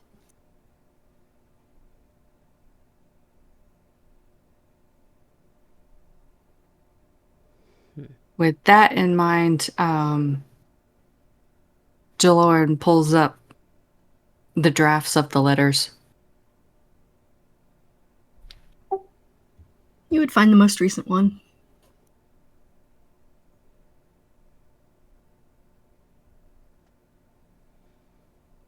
So she's gonna look through it and try to figure out why it must be sent. And it's like, what is it that Kavaya is working through here? It just appears to be an apology. But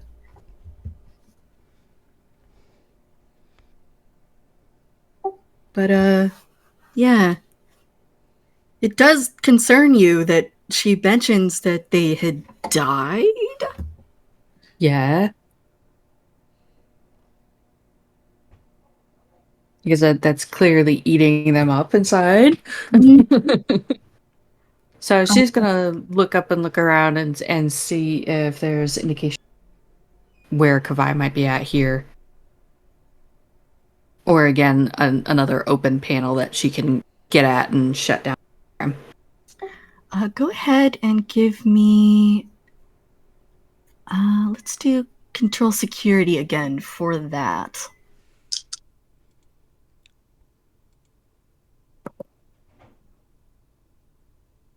Two successes. Okay, yeah. I gotta remember to call out what you need first, but that'll do it. It's less that you find a panel and more you go back out to the one you'd already found and are able to interface with that. It does appear that Kavai is just in her room, and any emitters that are displaying from there are, what do you call it? Running whatever program she's been running for way, way longer than a week. And it's breaking down at an exponential rate. Is there anything else you were looking for there?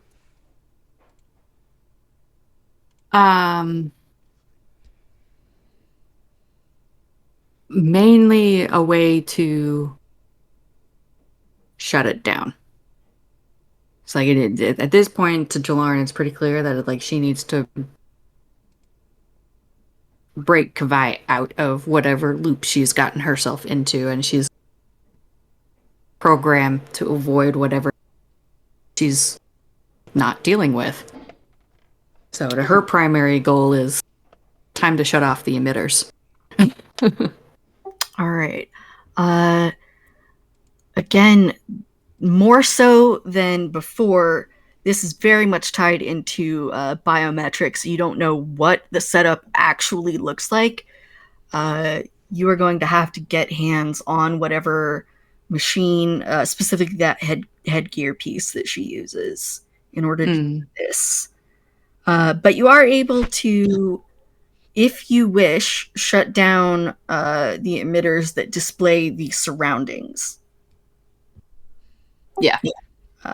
That will prevent you from gaining additional Pokemon. Her goal is Kavai at this point. Rightio. You do so, and the program ends. Her room is quiet, and when you return, you don't see her sitting on her bed, but instead floating above it, an alien creature. That raises an eyebrow. And I'm going to go ahead and grab another image for you all. Give me just a sec. Got it.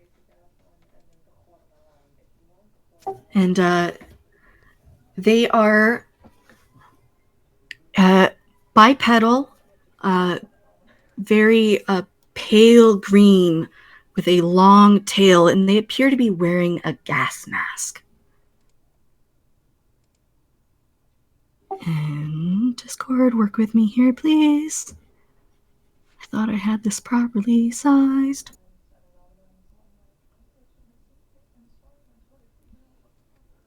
The Discord There we war go. continues.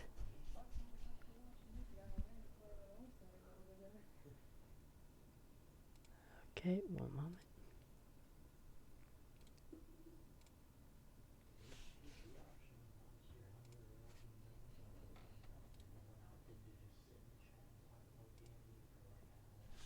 Curiouser and curiouser.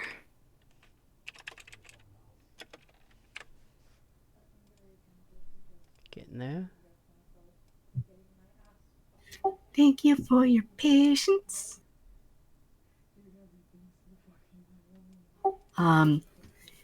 In Juno 2's voice, the creature addresses you once more. I want you both to leave now. This one is mine. It does not sound or look like the Juno you know.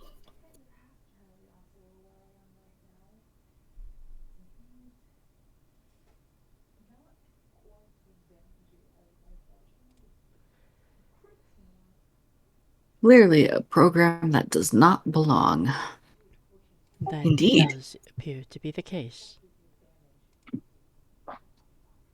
I know how unbelievably jank some of those uh, emitters are in the more living space. About how much area would they cover? It appears that the ones in the living room are not functioning anymore, and the ones that were displaying in her room are offline now, which is why you were able to see this creature in her room. Is this creature organic or non-organic in nature? Um, Are we able to discern if it's holographic? you are getting both. Specifically because it's because it's the two of you. You know immediately that uh, it appears to be some sort of overlay.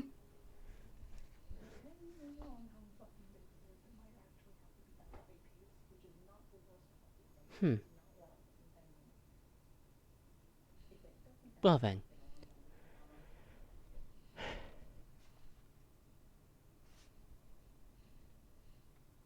Is there any chance that perhaps all of us could come to some sort of parlay?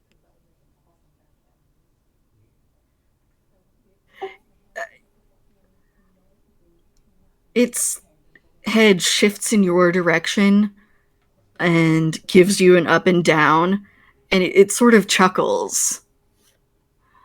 Uh, I suppose if my existence can be maintained, I would be willing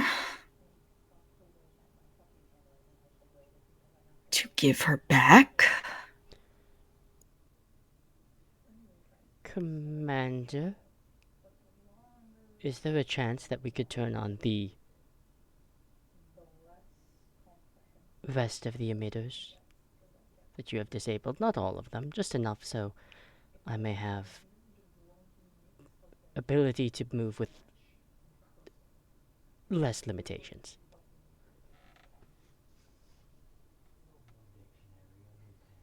Swapping places? In She a sense. gestures at the master ball. Yes, and also this form I find Uncomfortable. I do not like it. That can be arranged. And she moves back to the panel to find she's going to limit it to um, one or two emitters so that Juno can maintain their form. Okay. All right. Instead of the open field, then you get that gym room. Mm. This works. Creature crosses its arms and looks down at you all dispassionately. I'm gonna attempt to separate myself and attach myself to this specific, these hollow emitters specifically. That will be a difficulty 4 roll. Okay. There's not a lot of power here, Yep. and it's running a lot.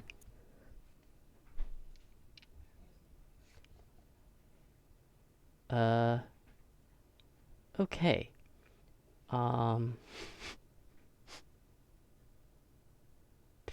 So, you said difficulty 4, alright?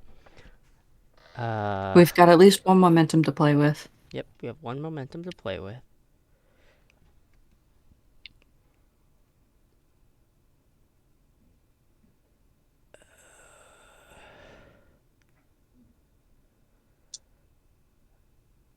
And this one momentum to play with would either computers or holographic sciences come into play here. Holographic? 110%, yeah. Perfect. Okay. I am going to take that extra momentum because, yeah. Uh, and then I think.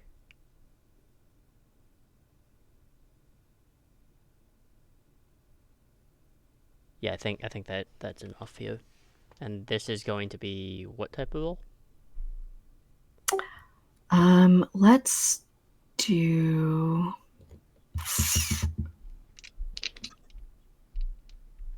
Hmm. Let's do daring security. Something a little funky. Or engineering. No, daring security will work. Okay.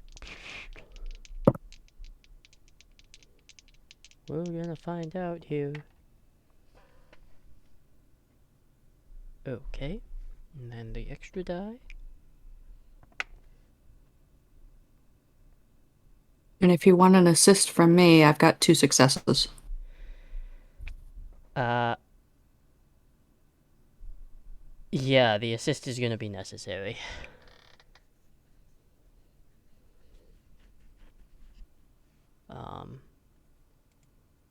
But if we're going off of, if you have 2 successes, then I myself have rolled 2 as well. You managed to do it.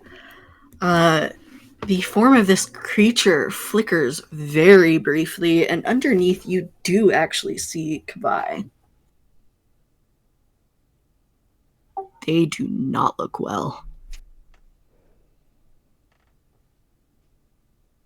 Right, separating myself from this sphere, I will gently, without exiting, like where the emitters are, because then I'll just cease to be outside of a certain point.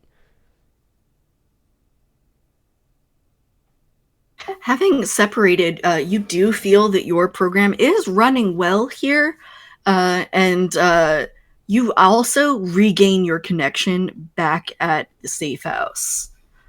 You are aware that there is that connection that she has patched into, and you're able to like tether between.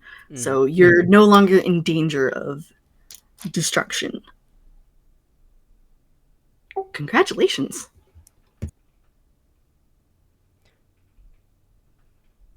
Commander, may I see the,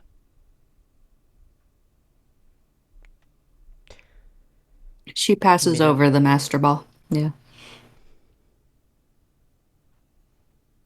This will maintain your program.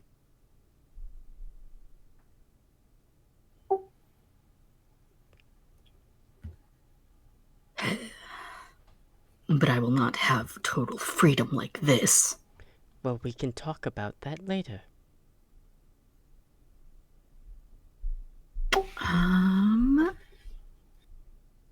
Someone give me presence. Let's do command. That's one of Jaloryn's better ones. Please do take that. I had one decent roll, and I know after that it's gone.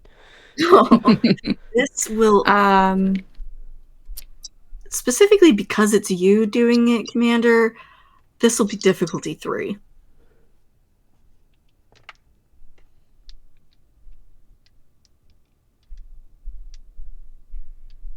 trying to figure out how I can get an extra die in there. She probably will need composure. You could always burn a value.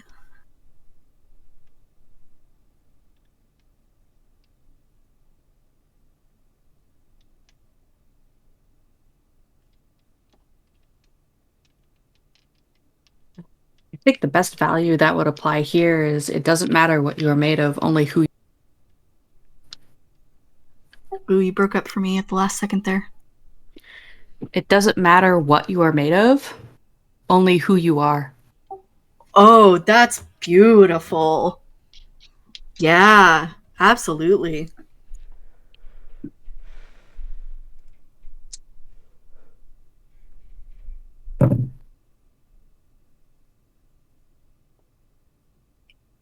That's 3 successes.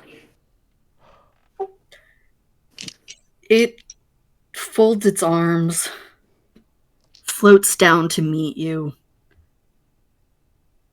takes off the mask, drops it on the floor, and says only one word.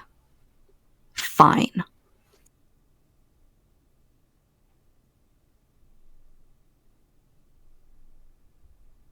I feel weird if I tap you with it, so I figure you just do it on your own. It sort of rolls its eyes, reaches out, and does so. Its form flickers and disappears into the sphere. It shakes a few times, goes quiet, and Kavai drops to the ground unconscious before you.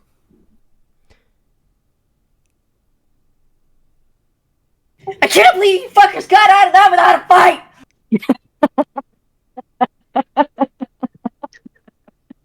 I'm so mad, but so proud. This is perfect.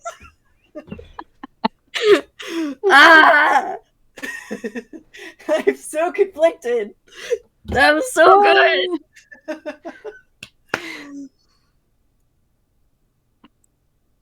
So first thing Jaloryn is going to do is she's going to move over and disconnect Kavai from like all of the headgear. Yeah, most notably, she's very, very haphazardly connected this thing to her spine. Yeah. Yet another thing that we You might will have to discuss. require a medical team to extract it fully. However, you are able to get the headgear off. I'll just Yeah, tap that's what I was gonna say. top and Yeah, bring you into that the was gonna be. safe house. Yeah, that's like her. Juno to Dr. Olivia Bryn. Yeah, it was like Jaloryn was going to disconnect everything that could be disconnected. Get an immediate medical. Absolutely. You are able to get that site to site. And once they're back in the safe house, she's gonna let medical take over. It takes a good few hours to do so. She has done some serious damage to herself by doing this. But she's going to instruct medical to keep her there. She's not allowed. Yeah, and she in fact does very much fight a lot of people on this, and it doesn't. Well, if she is if she was unconscious, then Jaloryn's going to be instructing them to keep her unconscious. Okay, perfect. Yeah, she would have to be, given what you know of her pheromones and how haywire she's been. Yeah, she's gonna remain sedated and until like physically, medically cleared. But even beyond that, there's standing instructions to keep her confined to. And then she's going to be sending an engine back to Kavai's house. Mm-hmm.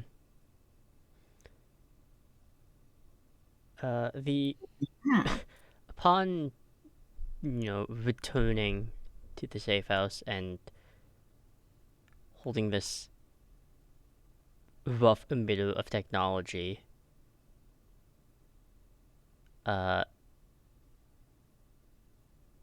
Juno's just gonna stare at it for a long bit of time within the safe house, and Having brought it back, it actually does crack open, and this creature does turn to face you.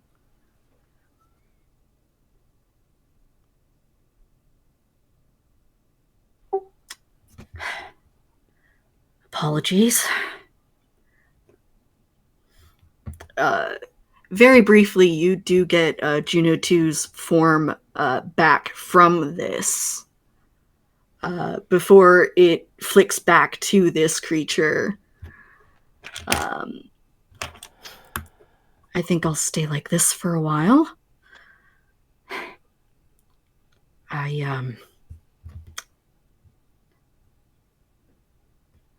was under orders to protect. However, that code was very, very sloppy. It was initiated with, I assume, lack of nutrition and rest. Quite. I don't believe she's eaten for... They count on their 3 fingers. Weeks? I think they've only eaten junk food. Vegetables, who are they? I see. I'm gonna send a missive to Dr. Olivia Byrne. You do so. With a list of potential requirements that might be heavily suggested and or pushed on to Kavai for the next month or so. Understood.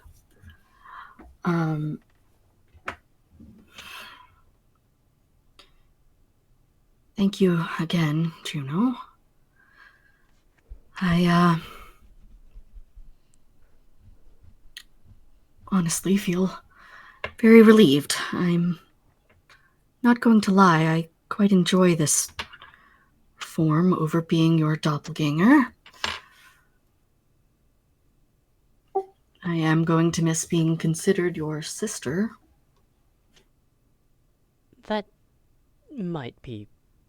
This might actually work out, though if you are going to take a form such as this, it does break some standard necessities for the intelligence office. However, as a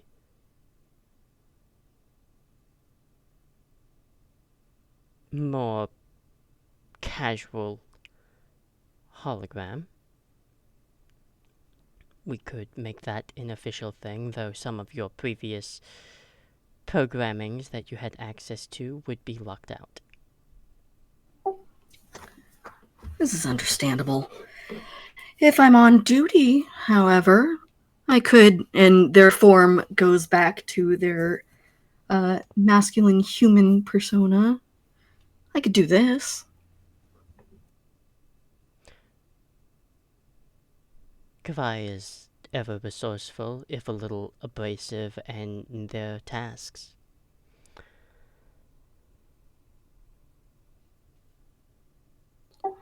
Much agreed.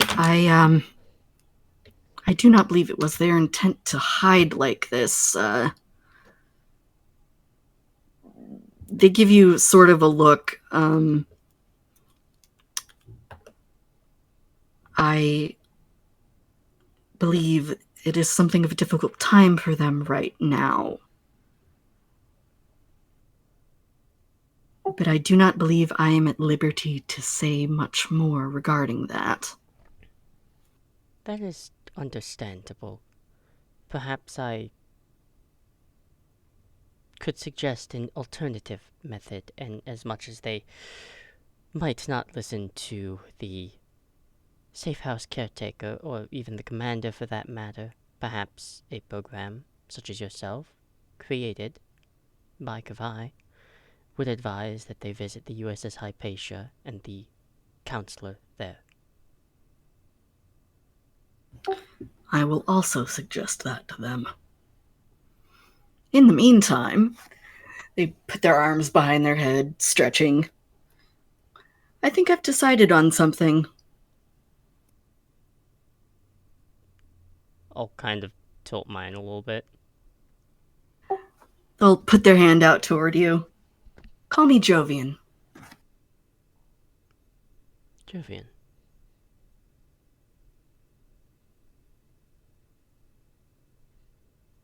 As you take their hand, they flick back towards this monster briefly. But for them, this'll do.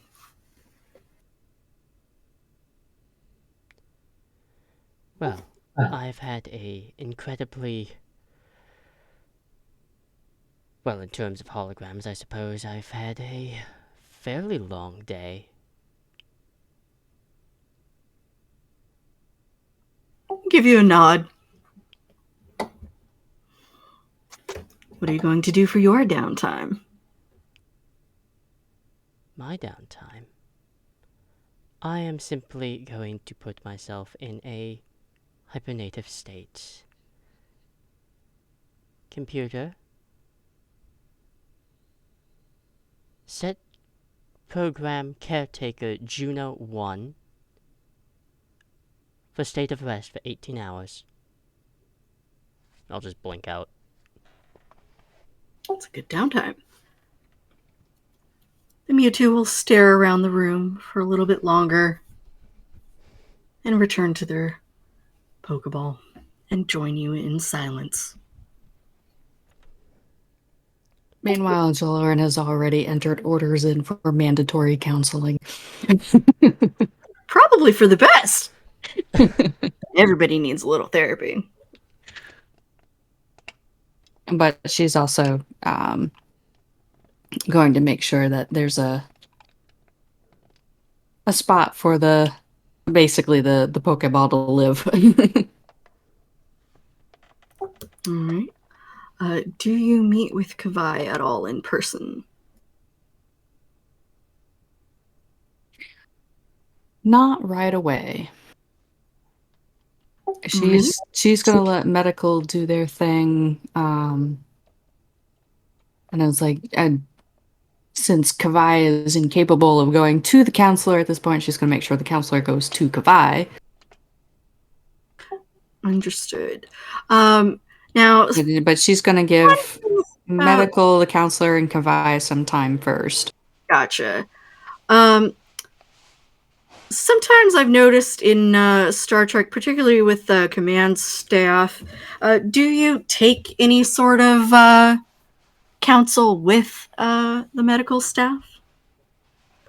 Because I've noticed they play fast and loose with patient confidentiality sometimes. Well, when it comes to those who are underneath them, as like the commanders need to know what's going on, particularly when it comes to their underlings. Absolutely. But it's like whatever they talk about with the command staff doesn't leave like the commanding office. Gotcha. It's like so like the COs know so that they can take whatever appropriate action is. Gotcha. Outside staff does not know. Okay, perfect. You would then so yeah, she would visit with the CO, the chief medical officer. All right. You would definitely get a very brief rundown of this seems to have been, in addition to some psychological issues brought on by the date, it seems to have triggered like sort of like the perfect storm in her physiology, particularly of the Vulcan variety. And they sort of leave it at that. However, they also give you that her DNA seems very bad. Let's just put it that way. And that maybe there's something more going on there. But that's for the future. Mm-hmm. She's also, once she's done visiting with CMO, she's going to go back and what she can learn about this professor and the incident, what's been hinted at or what's been alluded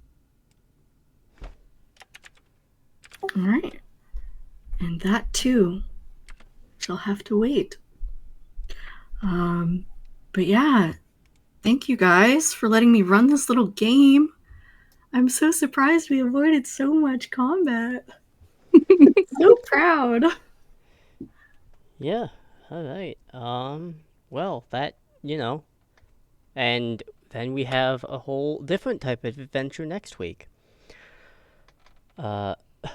With that, at a conclusion here, as we shift back and before we end the stream here, I did roll, rather, I flipped the coin here.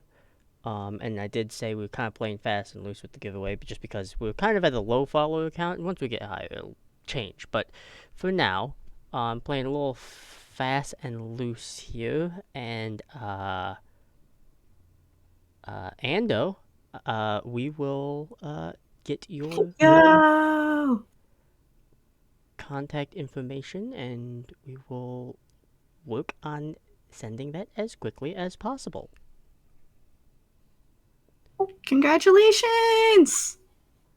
Yay!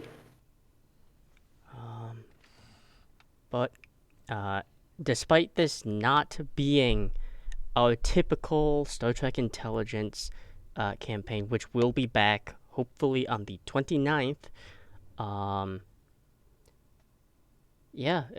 even if we haven't done our typical thing and we're doing a whole bunch of one-shots and we're kind of trading out and playing things a little differently, as always and forever, if things have even for a little bit been a nice little break from anything, we are glad that we have been a nice little bit of R&R. So, see y'all next week.